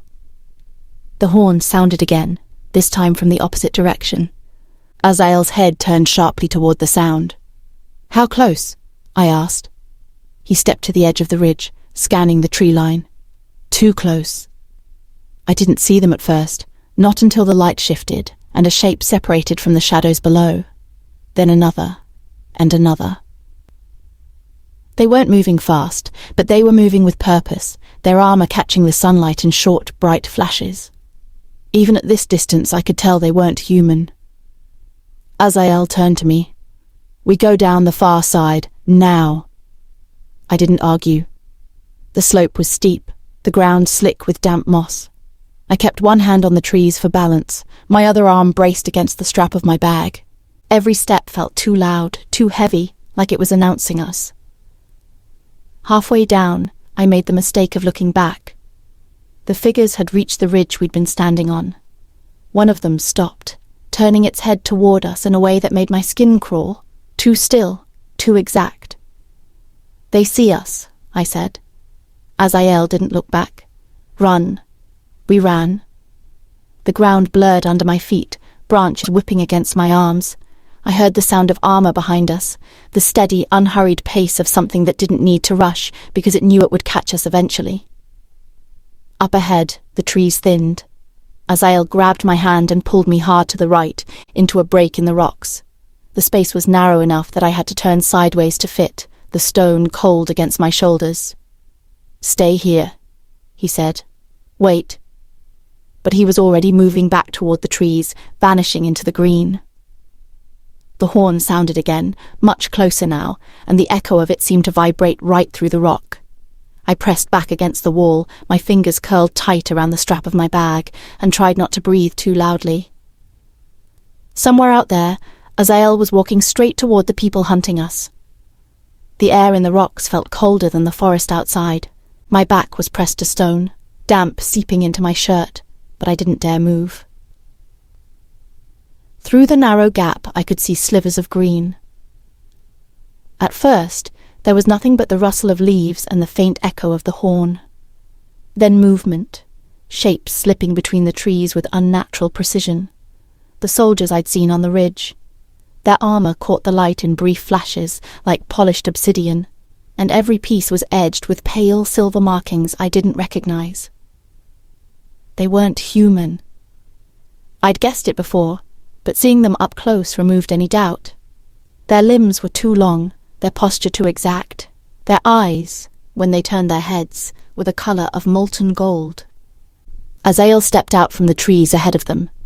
He didn't have a weapon. He didn't have magic, at least not like he'd said. But he moved like he owned the ground under his feet, like every step was deliberate. The soldiers slowed, their formation tightening. One broke away from the line, the markings on his armour catching brighter light as he approached. He was taller than Azael, but not by much, and there was something in the way he held himself, chin high, shoulders squared, that made me think he outranked the rest. They stopped a few feet apart. I couldn't hear every word, but I heard Azael's name in the soldier's voice. The way he said it was sharp, clipped, like a title and an accusation at once. Azael's answer was low, measured, but I caught the edge under it. The soldier tilted his head, studying him in a way that made my skin prickle, then glanced toward the trees behind him. Toward me. I held my breath. Azael shifted, stepping slightly to block the soldier's view. The movement was small, but deliberate. Whatever he said next made the soldier still completely. Then he gave a short command over his shoulder, and the rest of them moved, not toward me, but past him, deeper into the forest. Only the tall one lingered a moment longer. He leaned in, speaking too low for me to hear, before turning to follow his men. When they were gone, the silence was heavy. Azael didn't come straight back. He waited, watching the trees until even the faintest trace of them was gone. Then he moved toward the rocks, his expression unreadable. "Let's go," he said. I stepped out, my legs stiff from being still too long. What did they want? "Not to kill me," he said, which didn't feel as reassuring as it sounded. "And me?" I asked. His eyes met mine. "They didn't see you." I didn't believe him completely, but I didn't push, not yet. We moved quickly, the forest closing around us again, but the weight of that golden-eyed stare followed me long after the ridge was out of sight. We didn't stop moving until the light began to fade. The forest here felt different, quieter, heavier, as if the trees themselves had drawn closer to keep us hidden. The air was cooler, touched with the faint scent of something sweet, like wild fruit. Azael slowed, scanning the ground the way he had earlier. "Here," he said finally, leading me toward the hollow under the roots of a massive tree. The space was sheltered, the roots arching over us like ribs of some ancient creature. Moss lined the floor in thick, soft layers. "It will do for tonight," he said. I dropped my bag and sat, stretching my legs out. "Better than the couch," I murmured, leaning back against one of the roots. He didn't sit right away. He moved to the edge of the hollow, scanning the forest before stepping inside. Even here, away from the open ground, he was alert, shoulders tense, eyes restless. "You think they'll follow us?" I asked. "They might, but we've put distance between us." He lowered himself to sit across from me, his back against the opposite root. The fading light caught in his hair, turning the dark strands to bronze at the edges. For a moment, neither of us spoke. The silence wasn't awkward. It was charged, the kind that makes you aware of every small sound, every shift of breath. "You didn't tell me what that soldier said to you," I said quietly. His eyes found mine, and for a heartbeat I thought he wouldn't answer. He told me the crown knows I've returned, and that if I'm found again, they won't be as lenient. "And me?" His jaw tightened. "If they know about you, you'll be taken to the keep." I waited for him to explain what that meant, but he didn't. The pause was heavy enough to make my stomach tighten. Taken? For what? His gaze didn't waver, but his voice was softer. Leverage. Or worse. I should have been afraid. Maybe I was. But the fear was tangled up with something else, something that came from the way he was looking at me now, like he'd already decided he wouldn't let that happen, no matter the cost. The air between us felt warmer suddenly. I shifted, pulling my knees up, resting my arms over them. You keep acting like I'm your responsibility. You are, he said simply. I huffed out a breath. You don't even know me. I know enough. He leaned forward slightly, his forearms resting on his knees. I know you don't scare easily. I know you'd rather demand answers than accept silence. I know you fight even when you don't understand the rules. And that's enough? I asked. It's enough to make me stay, he said. Something twisted low in my chest at that. I looked away, pretending to study the moss under my hands. My pulse felt too loud. When I glanced back, he was still watching me.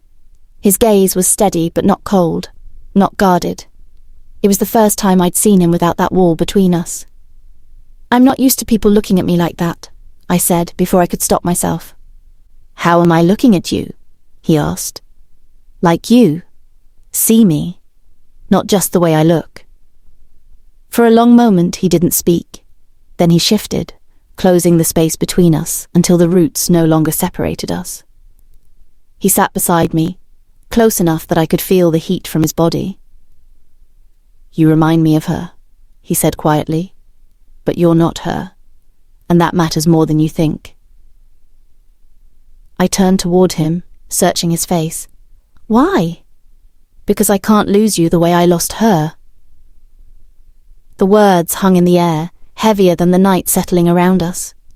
My chest felt tight, my throat drier than it should have been. I didn't know what to say, so I didn't. We stayed like that, close but not touching, until the light faded completely and the forest around us shifted into its nighttime voice. Low rustles, distant calls, the faint hum of unseen magic. When he finally lay back against the moss, I did too, close enough that my shoulder brushed his. Neither of us moved away. Sleep didn't come quickly. I didn't mind. The forest at night had its own rhythm. It wasn't the city's noise, sirens, voices, the hum of traffic, but something slower, deeper, a pulse I could almost feel under my skin. I lay still, staring up at the web of roots overhead, the faint glow of some kind of moss painting the edges of the hollow in pale green. Azael's breathing was slow and even beside me, but I knew he wasn't asleep. Not fully. For a while, nothing changed. Then the rhythm shifted. It was subtle at first, a break in the night calls, the hush that follows when something moves through a place it shouldn't be. The moss light dimmed a little, the green turning almost grey. Azael's hand touched my arm, light, but enough to make me tense. Stay quiet, he murmured. I didn't speak, just tilted my head toward the opening of the hollow.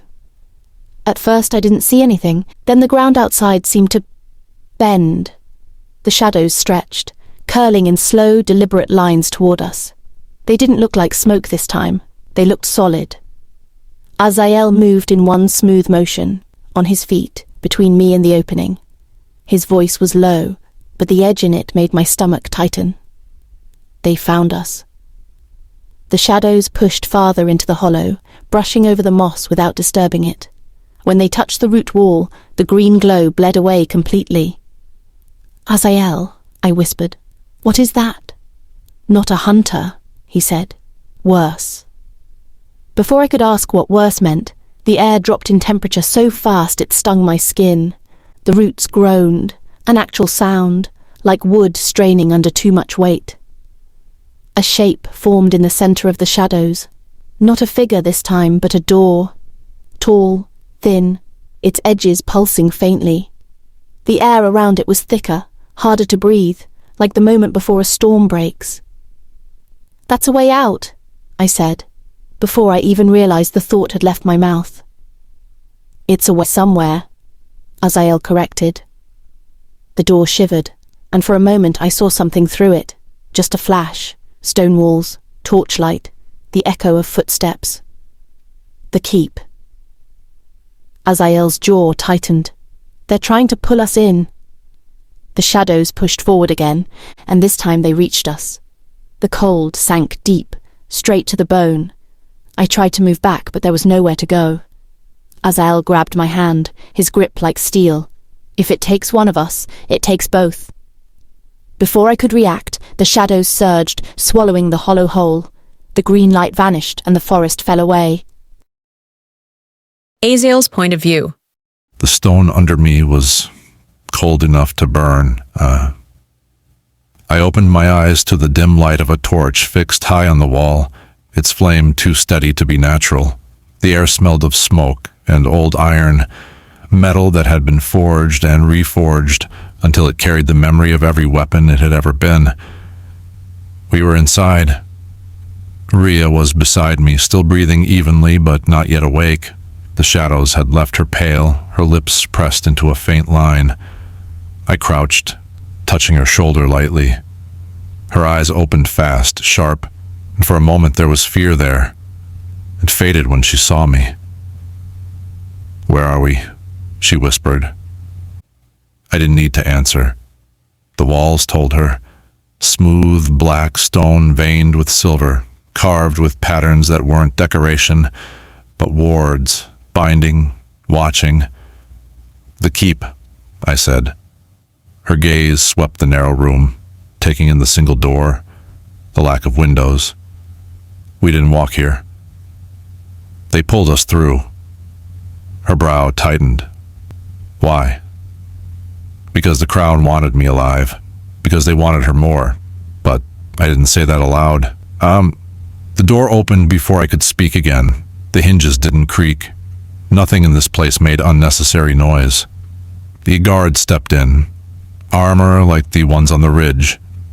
Polished black with silver lines, helmet hiding everything but the gold of his eyes. He didn't speak to me. His attention went straight to Rhea, a slow, deliberate pass from head to toe, as if confirming something. "On your feet," he said. I stepped in front of her before she could move. "She stays where she is." The guard tilted his head. "She comes. You stay." The weight in my chest shifted from warning to certainty. They knew who she looked like, and they wouldn't leave her here alone. "Not without me," I said. The guard didn't argue, and he stepped back into the hall, leaving the way open. I glanced at Rhea. "Stay close to me. Don't speak unless I tell you." She nodded, her jaw set. We followed the guard down a narrow corridor. The walls rose high and close, lined with torches that burned without smoke. The floor was stone-worn smooth by centuries of footsteps, each step echoing just enough to remind you how far sound traveled here. Every turn was familiar, even after years away. The keep had a way of etching itself into you, its angles, its weight, its rules. The corridor opened into a larger hall, the ceiling so high it disappeared into shadow. At the far end, a set of black steps rose to a dais, and on that dais sat the crown. Not just the man. The crown itself, thin bands of dark metal woven into sharp points, each tipped with a stone that caught the torchlight like a drop of blood. And under it, my father. His eyes. The same molten gold as the guards locked on mine. Then they shifted to Rhea. He smiled. The space between the door and the dais felt longer than it should have been. Every step echoed, each one measured against the steady beat of my father's gaze. I stopped halfway across the hall, keeping Rhea just behind my shoulder. She didn't need to see him the way I did. Not yet. "You've been gone a long time," my father said. His voice carried easily, not loud, but heavy, filling every space between the torches. "And yet, you bring something back with you." His eyes went to her again.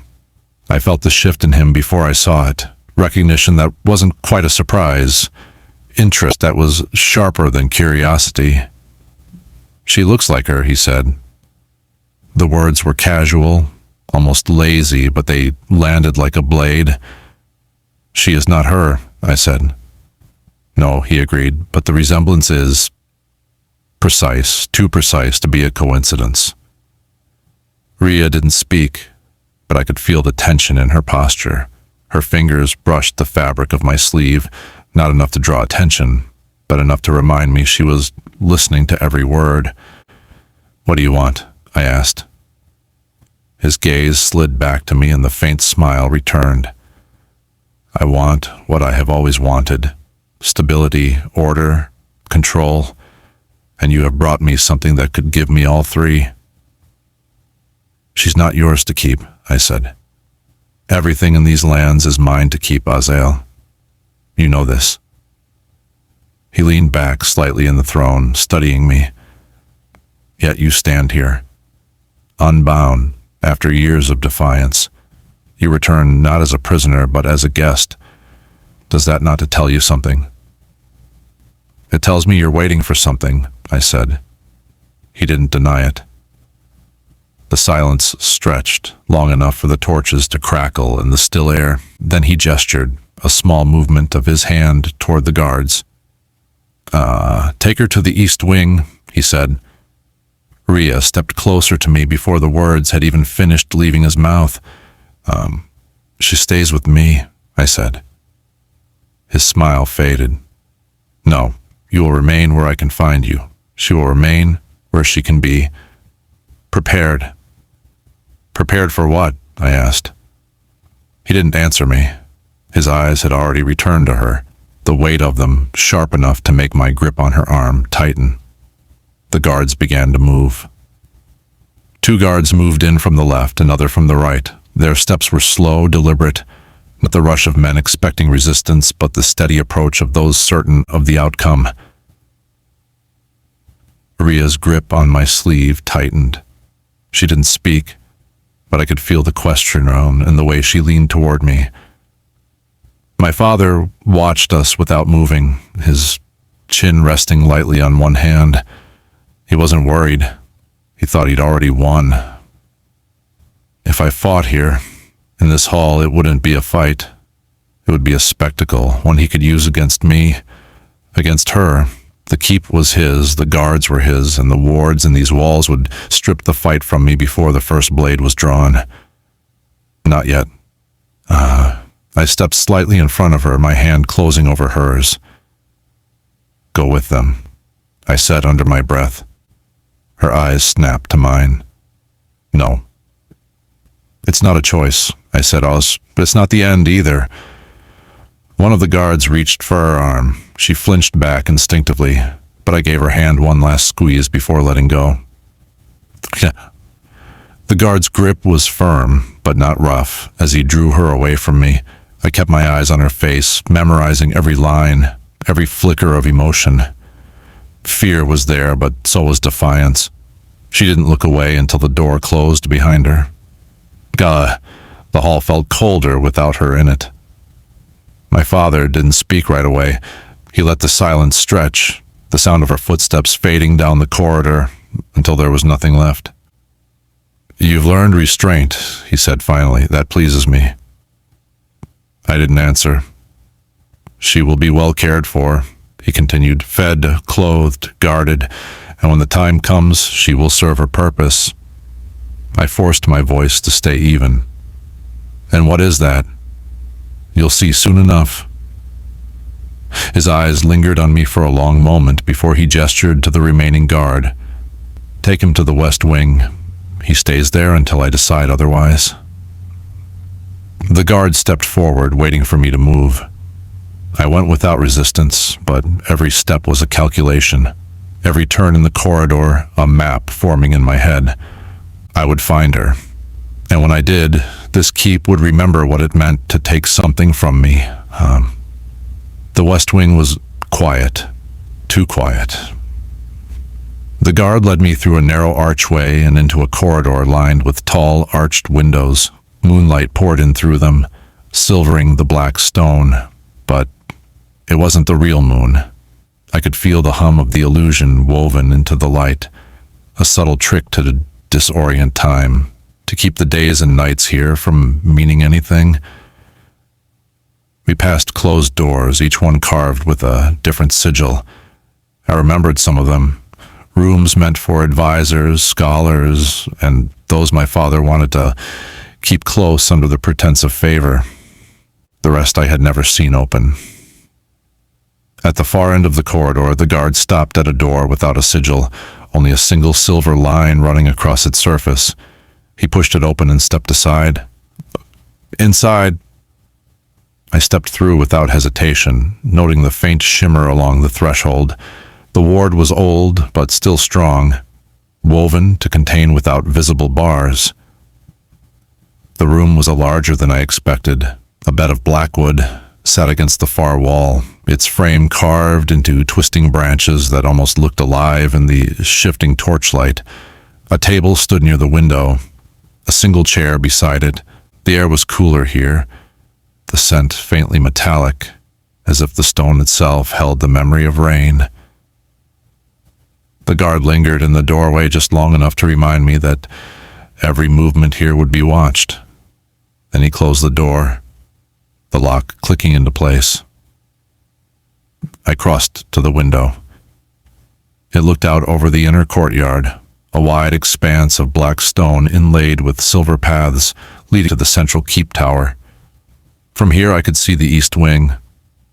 They took Rhea where I thought they would. Her rooms would be on the third level, the ones with the narrow balconies. Too far for a direct jump.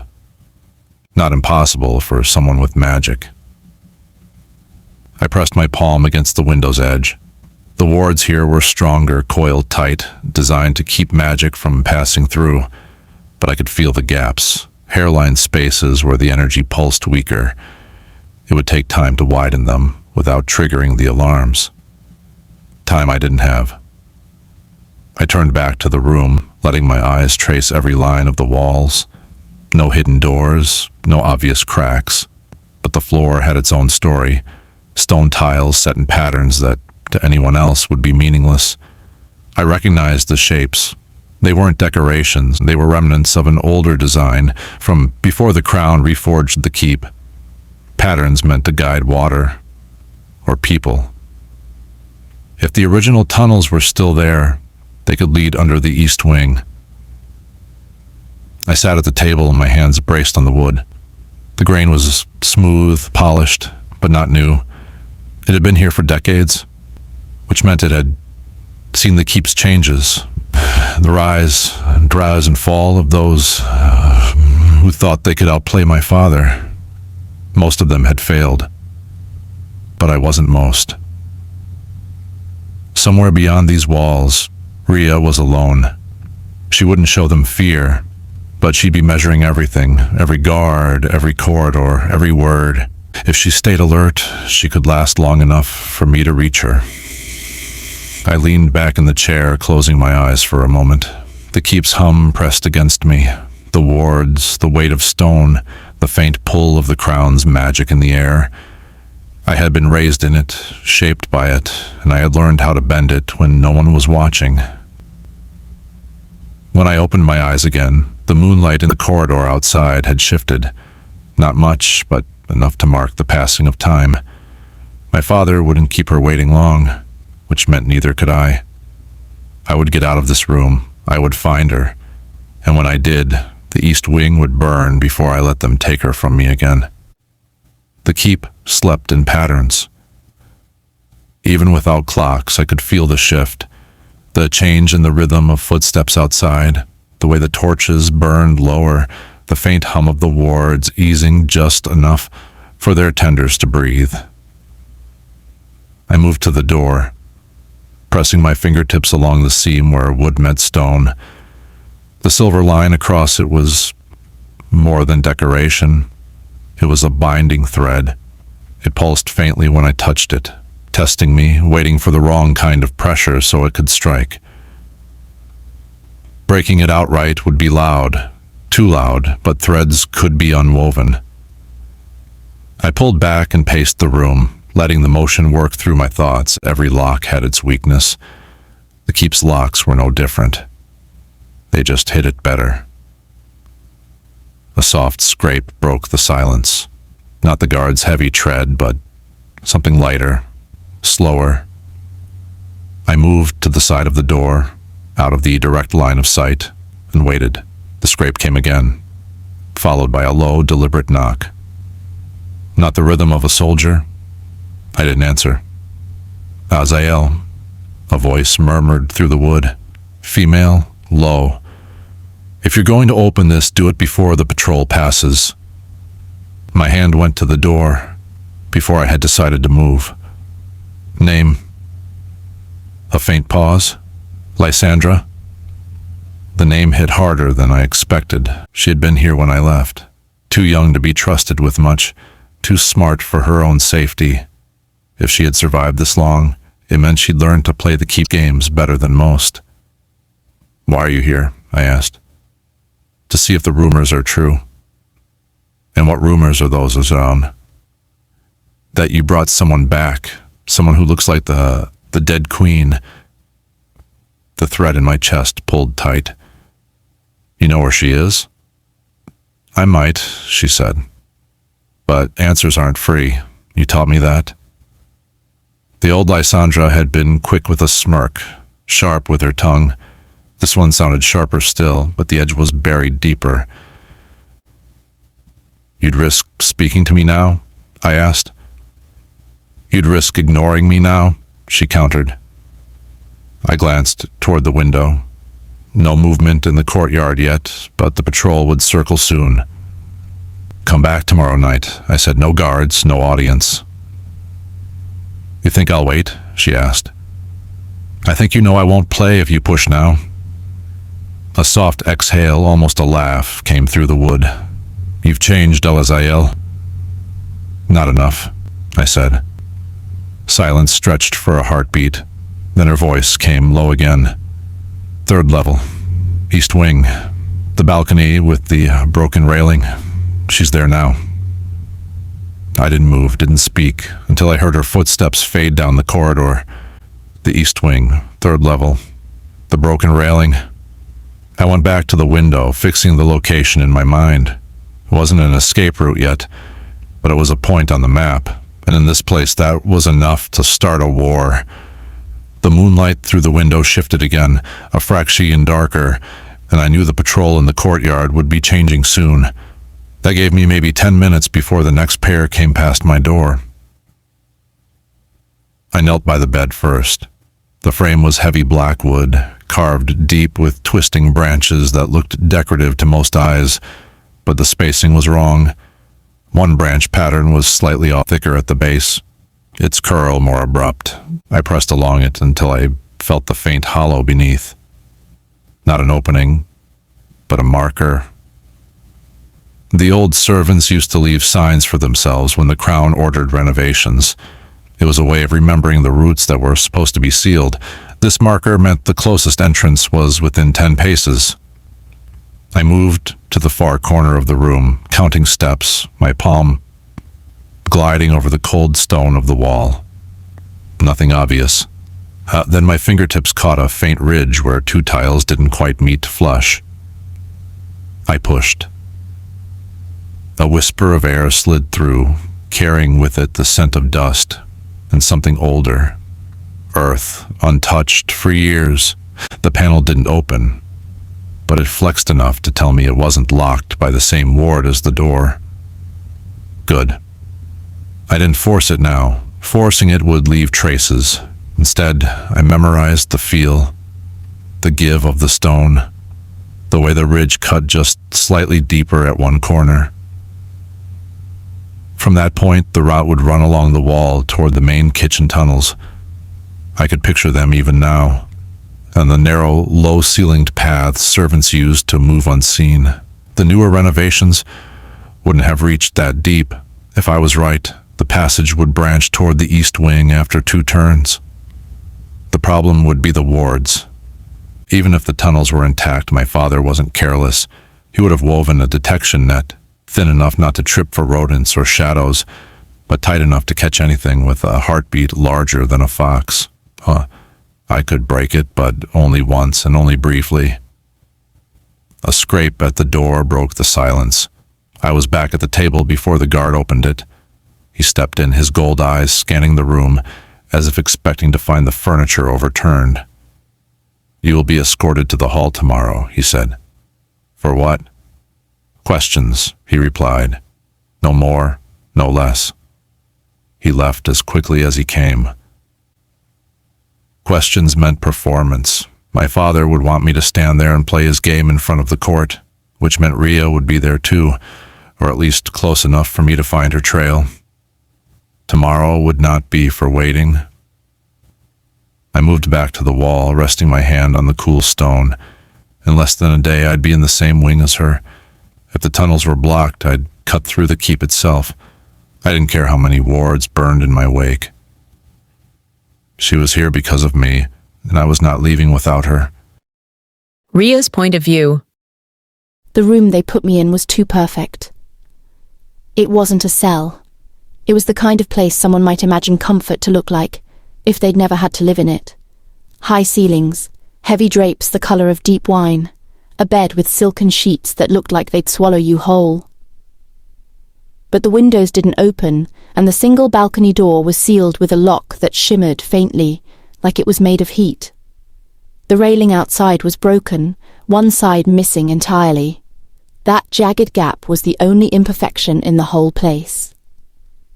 I stood at the glass, pressing my hand to the smooth surface. Cold, solid, no give. The door behind me opened without a knock. A woman entered, carrying a tray. She was tall, her hair pulled back so tight I could see the shape of her skull beneath it. The tray held a covered bowl, a folded cloth, and a small glass of something pale gold. She set it on the table without looking at me. "Eat." "I'm not hungry," I said. She turned her head just enough for one sharp eye to catch mine. "Eat, or it will be done for you." I didn't move toward the table. "What does that mean?" Her gaze didn't waver. "It means you'll wish you had chosen the easier way." We stared at each other for a beat too long before she left, the door locking behind her. I lifted the cover from the bowl. Steam rose, carrying the scent of herbs I didn't recognize. The gold drink caught the light oddly, like it held small pieces of metal floating in it. I didn't touch either. Instead, I moved back to the balcony door, pressing my forehead lightly against the glass. The broken railing gave me a partial view of the courtyard below, a dark sweep of stone and silver lines. Somewhere out there, Azael was locked behind his own door. I didn't know how much time had passed before the sound started. Soft at first, almost like wind in the drapes, but it was coming from the walls, small, deliberate scratches, moving along the stone as if something was tracing the room's edges from the outside. I stepped back from the balcony, my pulse climbing. The sound travelled, slow but steady, until it stopped near the door. A knock. 2 short, 1 long. I didn't answer. Rhea. The voice was low, female, and not one I recognized. "You don't have much time before they come back. If you want to know why you're here, open the door." I didn't move. "And if I don't?" "Then you'll find out the hard way." The knock came again, softer this time, before fading into silence. I stood there, staring at the door, listening to the echo of her words. I didn't know if she was friend or trap, but either way, I wasn't going to be kept here waiting for my turn in whatever game the Crown wanted to play. Not without a fight. The morning came without sunlight. I woke to the faint shift of the air.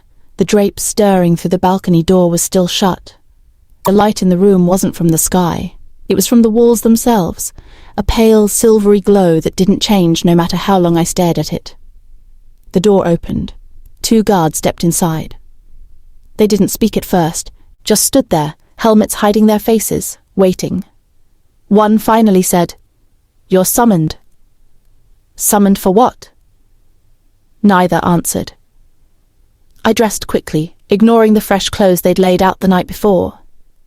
I wasn't going to step into whatever this was, looking like I belonged in their world. The hallway beyond my door was silent, except for the sound of our footsteps. The walls were black stone streaked faintly with silver, the same as the room, but colder here. We passed others in the corridor, servants, more guards, but no one met my eyes.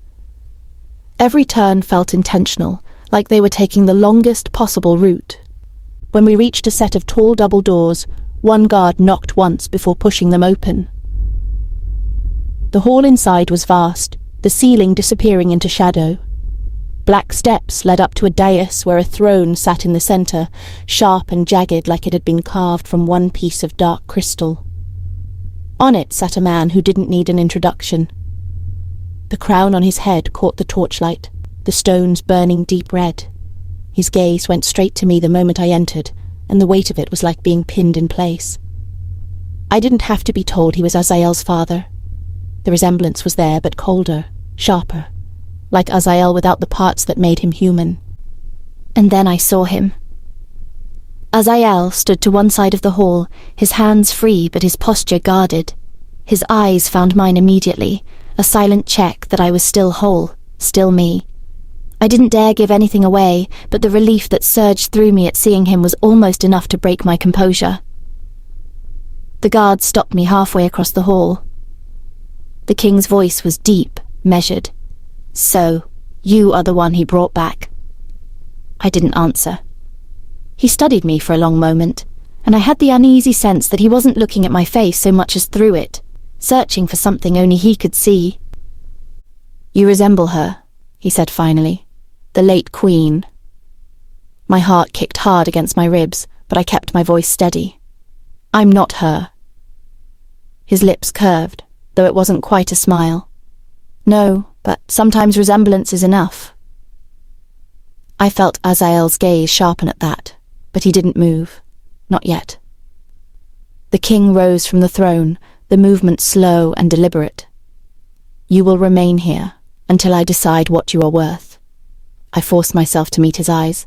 "And if I'm worth nothing?" The pause before his answer was worse than anything he could have said. "Everything has worth," he murmured, "even if it is only as a reminder." The torches hissed softly in the silence that followed. Somewhere deep in my chest, a cold certainty settled. This wasn't just about me looking like someone else. Whatever game he was playing, I had just been made a piece on the board. And I wasn't planning to stay one. The king didn't tell the guards to take me away immediately. Instead, he stepped down from the dais, each movement deliberate, as if he knew how the space bent around him.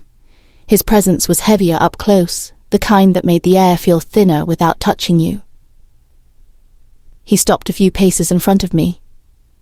"Tell me, Rhea," he said, his voice calm, almost conversational. "What do you think of my son?" It wasn't a question I wanted to answer, but silence felt like its own kind of admission. "I think," I said slowly, "that you don't really want my opinion." Something flickered at the edge of his expression. Not anger, amusement. Perhaps I do. He has been gone a long time. People change. I didn't rise to it. I could feel Azael's attention from across the hall, sharp and steady. He was reading every word I said, every word I didn't. The king circled me, slow enough that I felt each step like a clock counting down.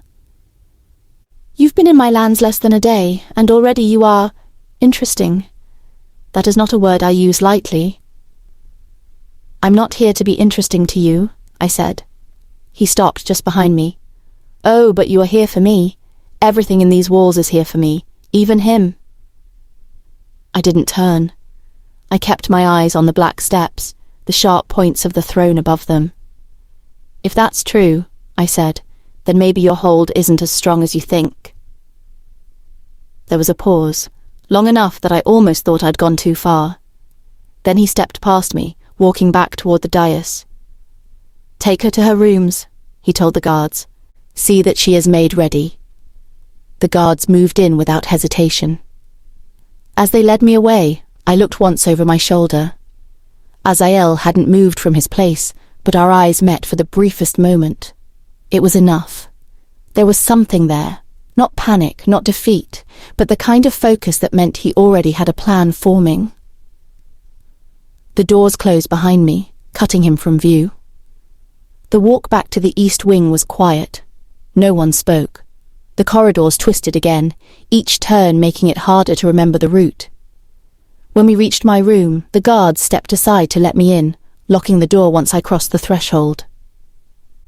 Everything inside was exactly as I'd left it, down to the untouched food on the table.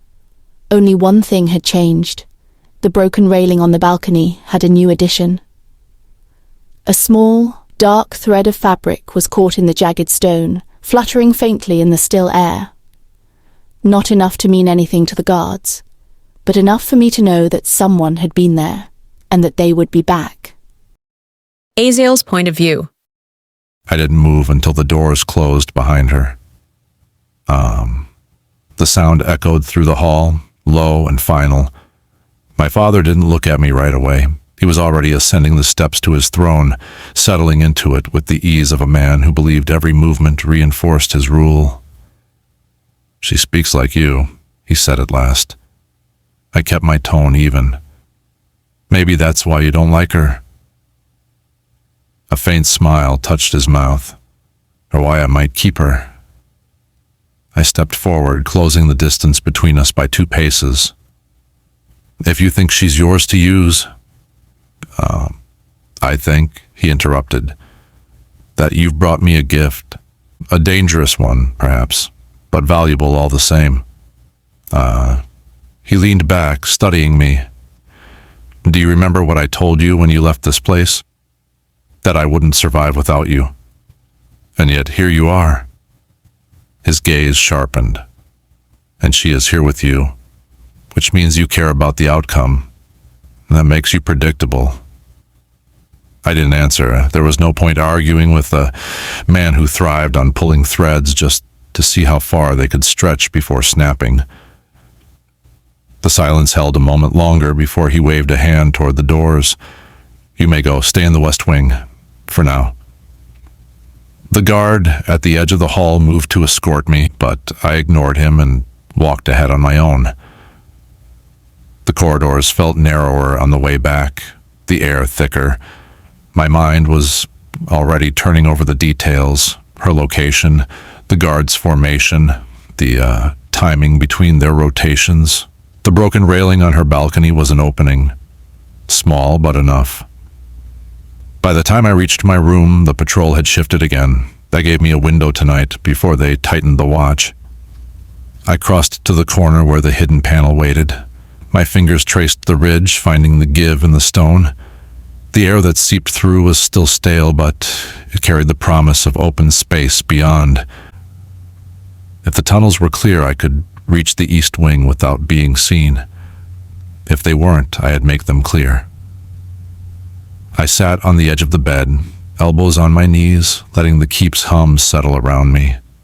Every ward, every locked door, every shadow belonged to him. But I had walked these halls before I learned to speak, and there were still places his reach didn't fully touch. Tonight, I'd start moving. And soon I'd have her out of here. The keep was never truly silent, but it had its quiet hours. By the time the second patrol passed my door, I was already at the panel in the corner, my hand pressed to the ridge in the stone. I waited until the faint vibration of their boots on the floor faded before pushing. The stone gave with a muted scrape, swinging inward just enough for me to slip through. Cold air met my face, damp, stale, but laced with the faint scent of earth. I pulled the panel shut behind me.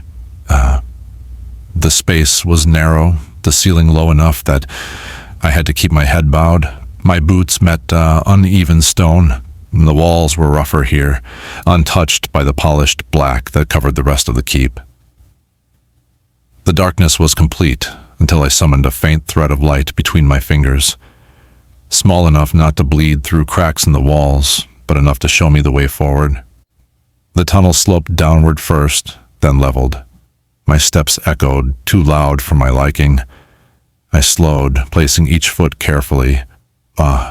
At the first turn, I found the sigil etched into the wall, one of the old servant marks. I brushed my fingers over it, remembering the pattern. East wing, 2 more turns, and I'd be beneath the kitchens. The air grew warmer as I moved, the scent shifting from damp stone to faint traces of smoke and herbs. That meant the kitchens above were still in use. Good. Activity there would mask any sound I made. I reached the second mark, a curved line intersected by a short slash. The branch to the east wing should have been ahead. It wasn't. A wall of stone blocked the way, newer than the rest, its surface smoother. My father had sealed it, likely after I'd left. The magic woven into it hummed faintly against my skin, the kind meant to deter, not kill. I pressed my palm to it, letting the ward's rhythm settle into my pulse. Weak spots were rare in this kind of work, but I found one, a faint hitch in the flow, like a breath catching. I fed just enough of my own power into it to widen the gap. The stone shifted, a narrow seam appearing down the middle. Dust spilled into the tunnel as it gave way just enough for me to slip through. On the other side, the air was colder again. The floor sloped upward, and the sound of faint footsteps above told me I was under the east wing now. I killed the light in my hand and moved by feel, counting steps, mapping the turns in my head. When I reached the place where the tunnel should open into the service hall beneath her level, I stopped.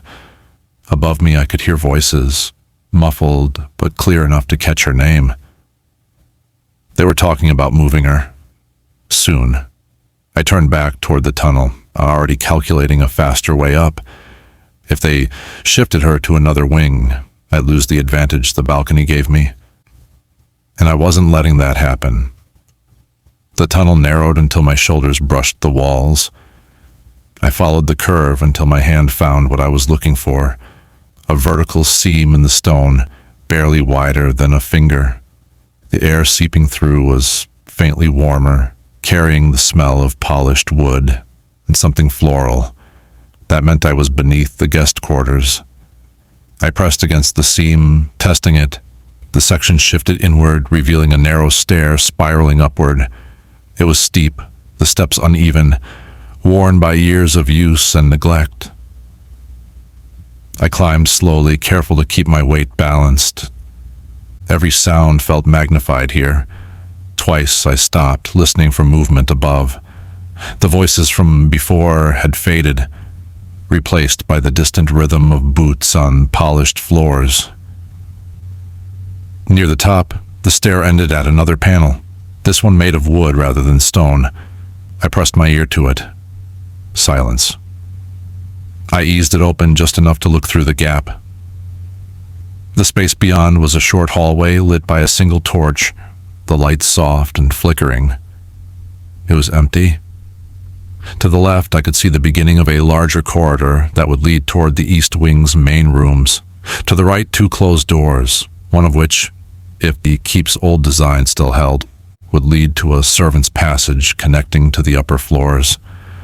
I stepped out, closing the panel behind me. The air here felt different from the west wing, cooler, sharper, as if it had been filtered through something that stripped away warmth. Even the torchlight seemed paler. I moved toward the servant's passage first. The handle turned without resistance, and the door opened to a narrow stair climbing upward.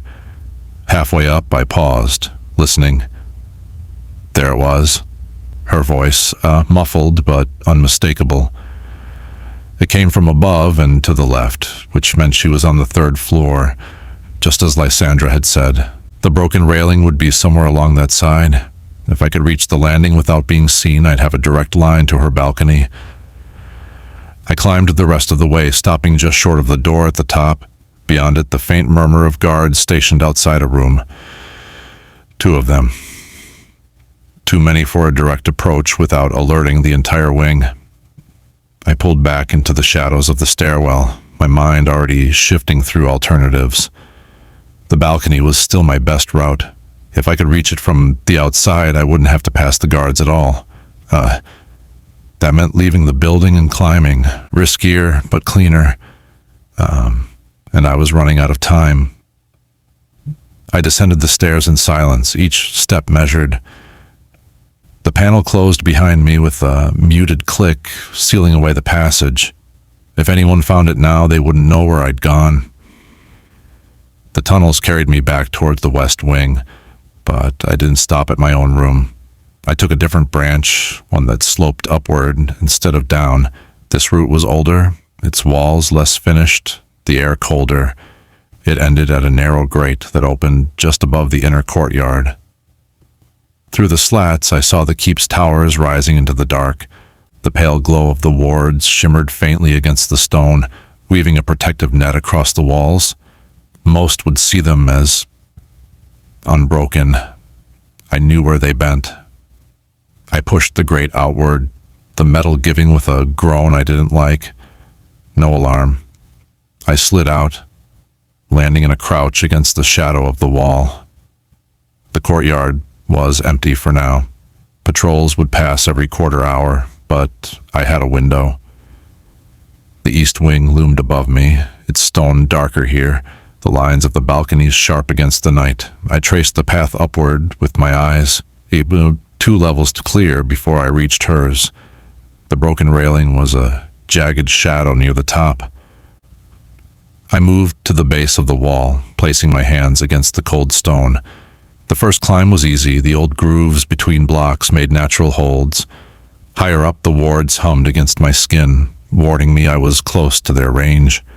I shifted sideways, finding the thin gap where 2 enchantments overlapped and weakened each other. The climb slowed there. Every pull of my hands had to be exact, my weight balanced so I didn't slip and send fragments of stone rattling down into the courtyard. When I reached the second level, I paused on the narrow ledge, pressing my back to the wall. A faint light glowed from a balcony a few paces away, too far to be hers. I waited until it dimmed, then kept moving upward. The broken railing came into view. One side of it leaned outward, the stone fractured and crumbling. Beyond it, the curtains were drawn, but I could see the faint outline of her shadow against the fabric. She was there. I climbed the last stretch slowly, my fingers closing over the jagged stone. The wards around the balcony pulsed, faint but present. I'd have to break them quietly without sending a ripple through the rest of the wing. I crouched on the outer edge, the night air cold against my face, listening for any movement inside. Then I reached forward, my hand hovering just above the barrier, and began to unweave it thread by thread. The ward resisted at first, threads tightening as if sensing my intent. I didn't fight it directly.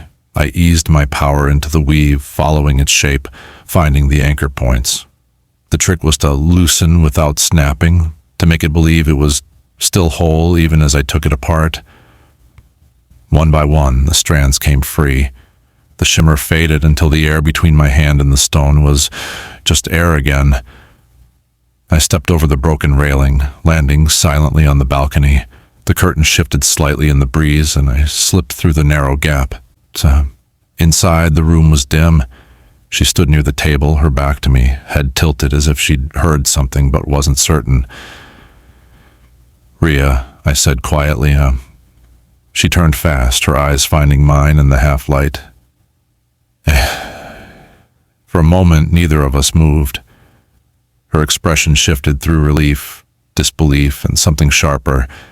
Then she crossed the space between us in 2 steps, her hand gripping my arm, as if to make sure I was real. "You shouldn't be here," she whispered. I wasn't going to wait for permission. Her hand stayed on my arm, warm through the sleeve. "They said they might move me soon." "I heard," I said, "and that's why I came now." She glanced toward the door. "The guards won't hear us. The wards on this room are down." That didn't seem to calm her.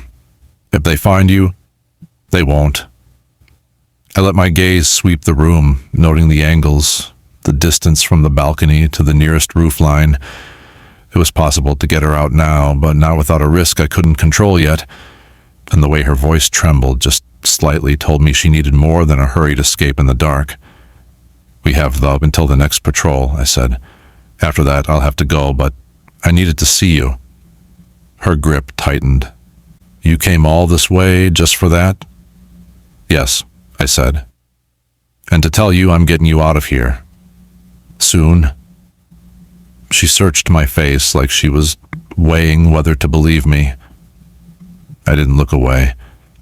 I've walked these halls since before I could walk without falling. I know where the walls are weakest, where the wards slip. He can't keep you from me. Her hand slipped down to mine, fingers curling in. "Then don't wait too long." "I won't." We stayed like that for a moment, silent except for the faint crackle of the torchlight outside. Then I released her hand and moved back to the balcony. "Lock the door after I go," I said, "even if it's only for show." Her voice was softer this time. "Be careful." I gave a short nod, then stepped out into the cold air again, the keep stone under my hands as though I began the climb down. I didn't look back. If I did, I might not leave at all. The keep felt different at night. It always did, but tonight the air carried an edge I didn't like, too still, too deliberate, like the silence before a blade is drawn. I stayed in the shadows along the West Wing's outer corridor, moving when the guards' backs were turned. Every turn I took was one I'd mapped in my head 100 times since I was a boy, but now I was testing them again for weaknesses. The old routes had to be clear. No surprises once I had her with me. The first checkpoint was at the stair down to the lower kitchens. One guard, bored.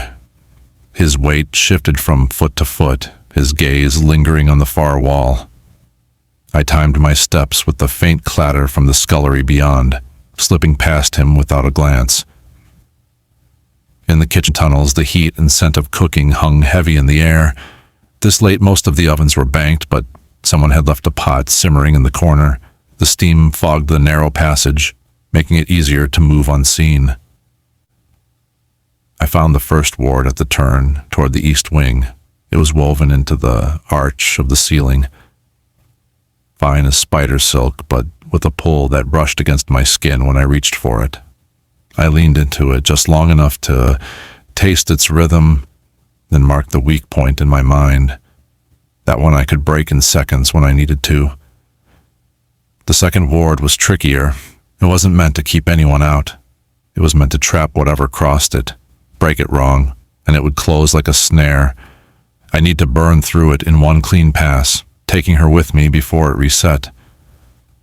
Past that point, the tunnel sloped toward the service stairs below her floor. I didn't climb them tonight. I wasn't risking the sound carrying up to her guards. Instead, I backtracked, slipping out through the narrow grate into the courtyard. The air out here was sharper, colder, the moon cutting silver lines across the stone. I crossed to the east wing shadow and looked up. Her balcony was a dark shape 3 levels above, the broken railing still jagged against the night. I'd climb there tomorrow. Tonight was for making sure nothing stood in my way. I moved to the far corner where the wall bent toward the outer grounds. Here, the wards were strongest, but they weren't perfect. 2 enchantments overlapped in a way that dulled both. It would be my exit point. By the time I returned to my rooms, the patrols had shifted again. I closed the door, leaning back against it for a moment. The map of the keep laid out clear in my mind. Tomorrow, I'd walk those routes with her at my side, and this place would never hold her again. The keep was quieter than I'd ever heard it. Too quiet. Even the usual hum of the ward seemed lower, like the whole place was holding its breath. I moved fast through the tunnels, the memory of every turn from last night sharp in my mind. The first ward fell easily, the weak point giving under my touch in less than a heartbeat. The second was more stubborn. I let my power run along its edges, shaping the burn so it cut cleanly through without snapping back. When it dissolved, I didn't wait. I climbed the service stair 2 steps at a time. The guards outside her door hadn't moved. One leaned on his spear, the other watching the opposite wall, Neither looked toward the balcony. Good. I slipped into the shadow of the outer wall, finding the familiar holds, my fingers and boots fitting into the grooves I'd memorized. The climb felt shorter tonight, each movement deliberate, until I reached the jagged stone of her railing.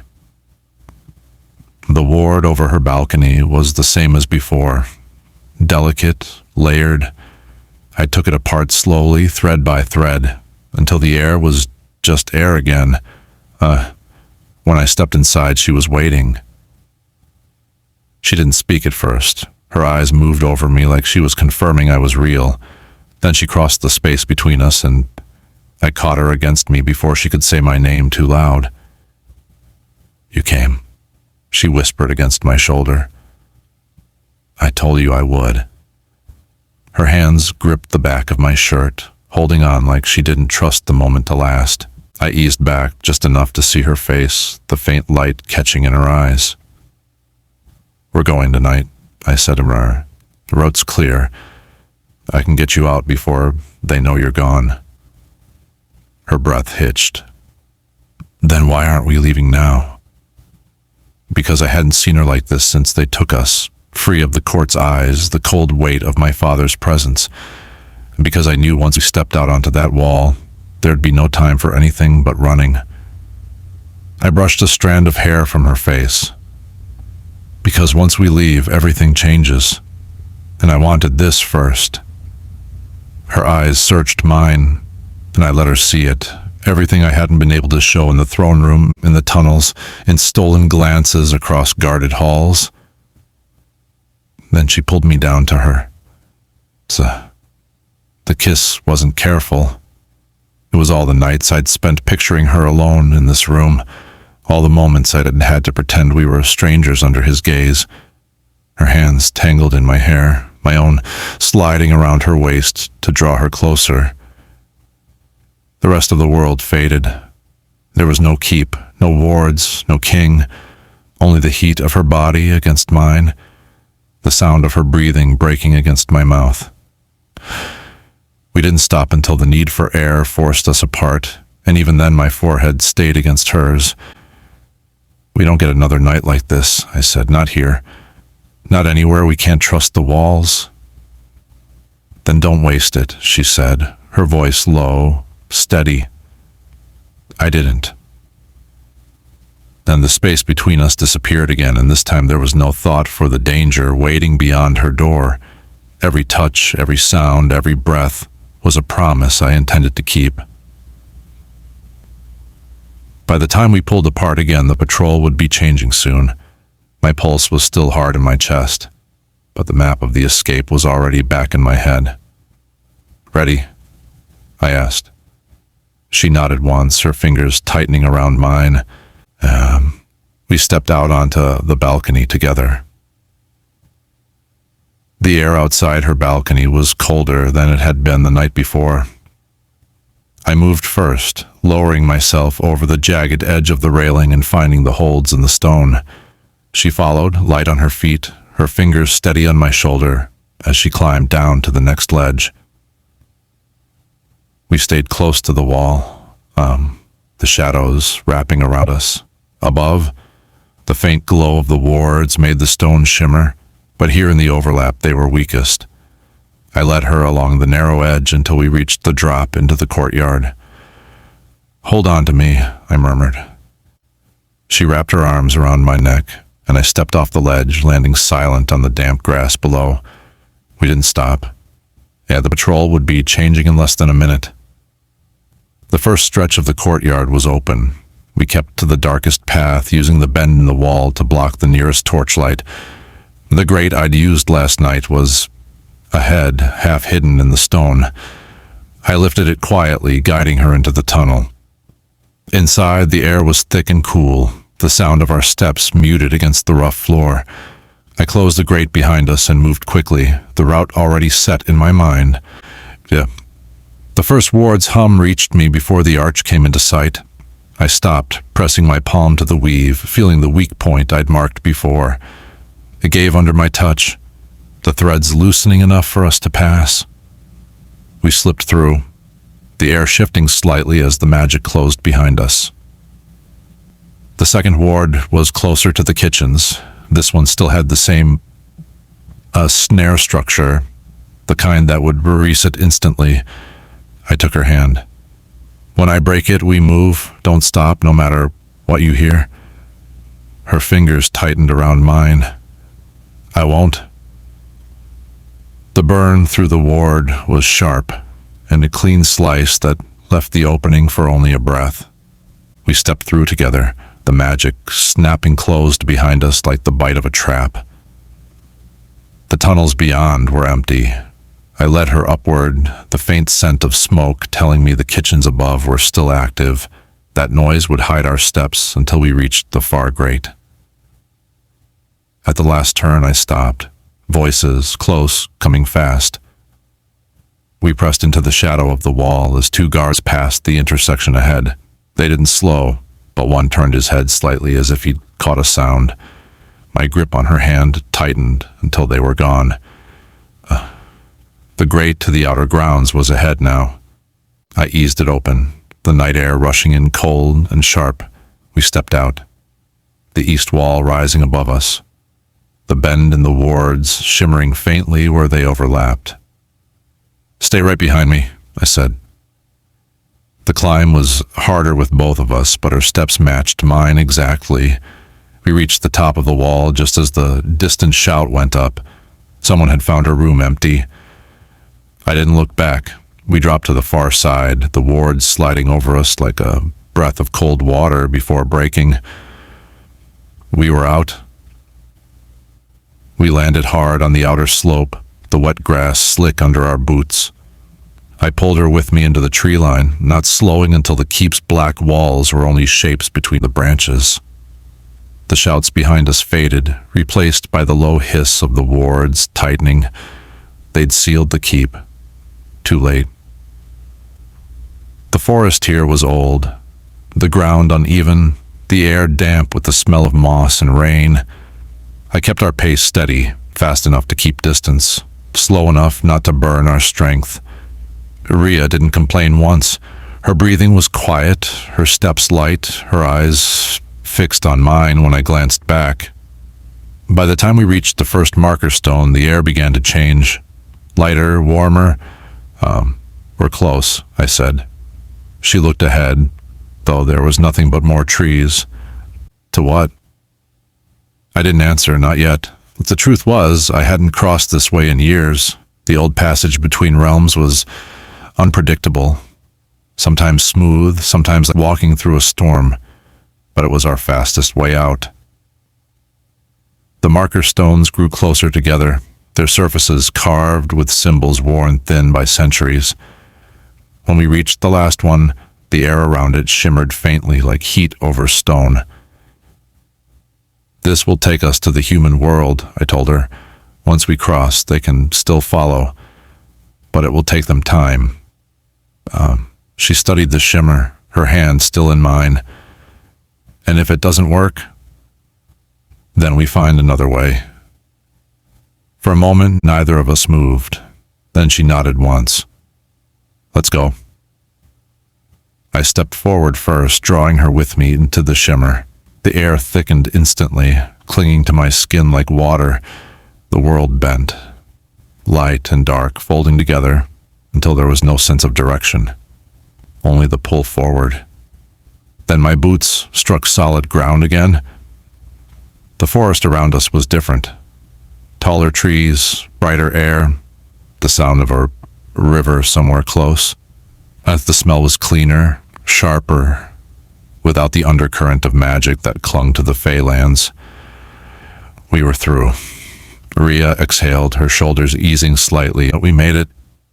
"For now," I said, "but he'll send someone. He won't let this go." She met my gaze, steady. "Then we keep moving." I nodded.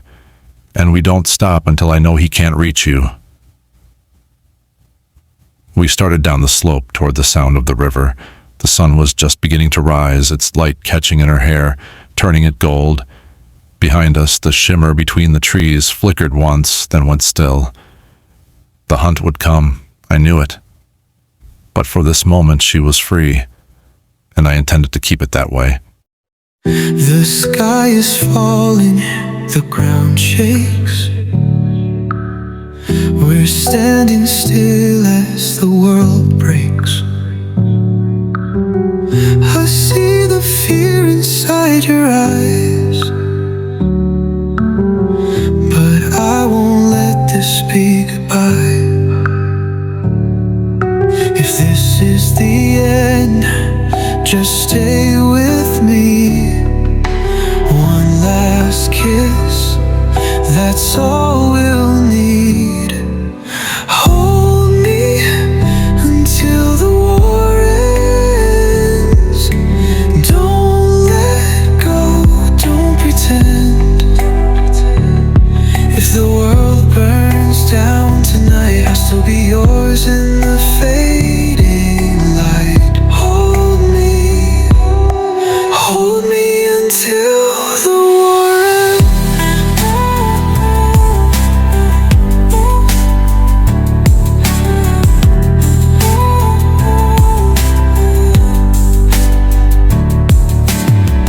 The air is heavy, the night's cold.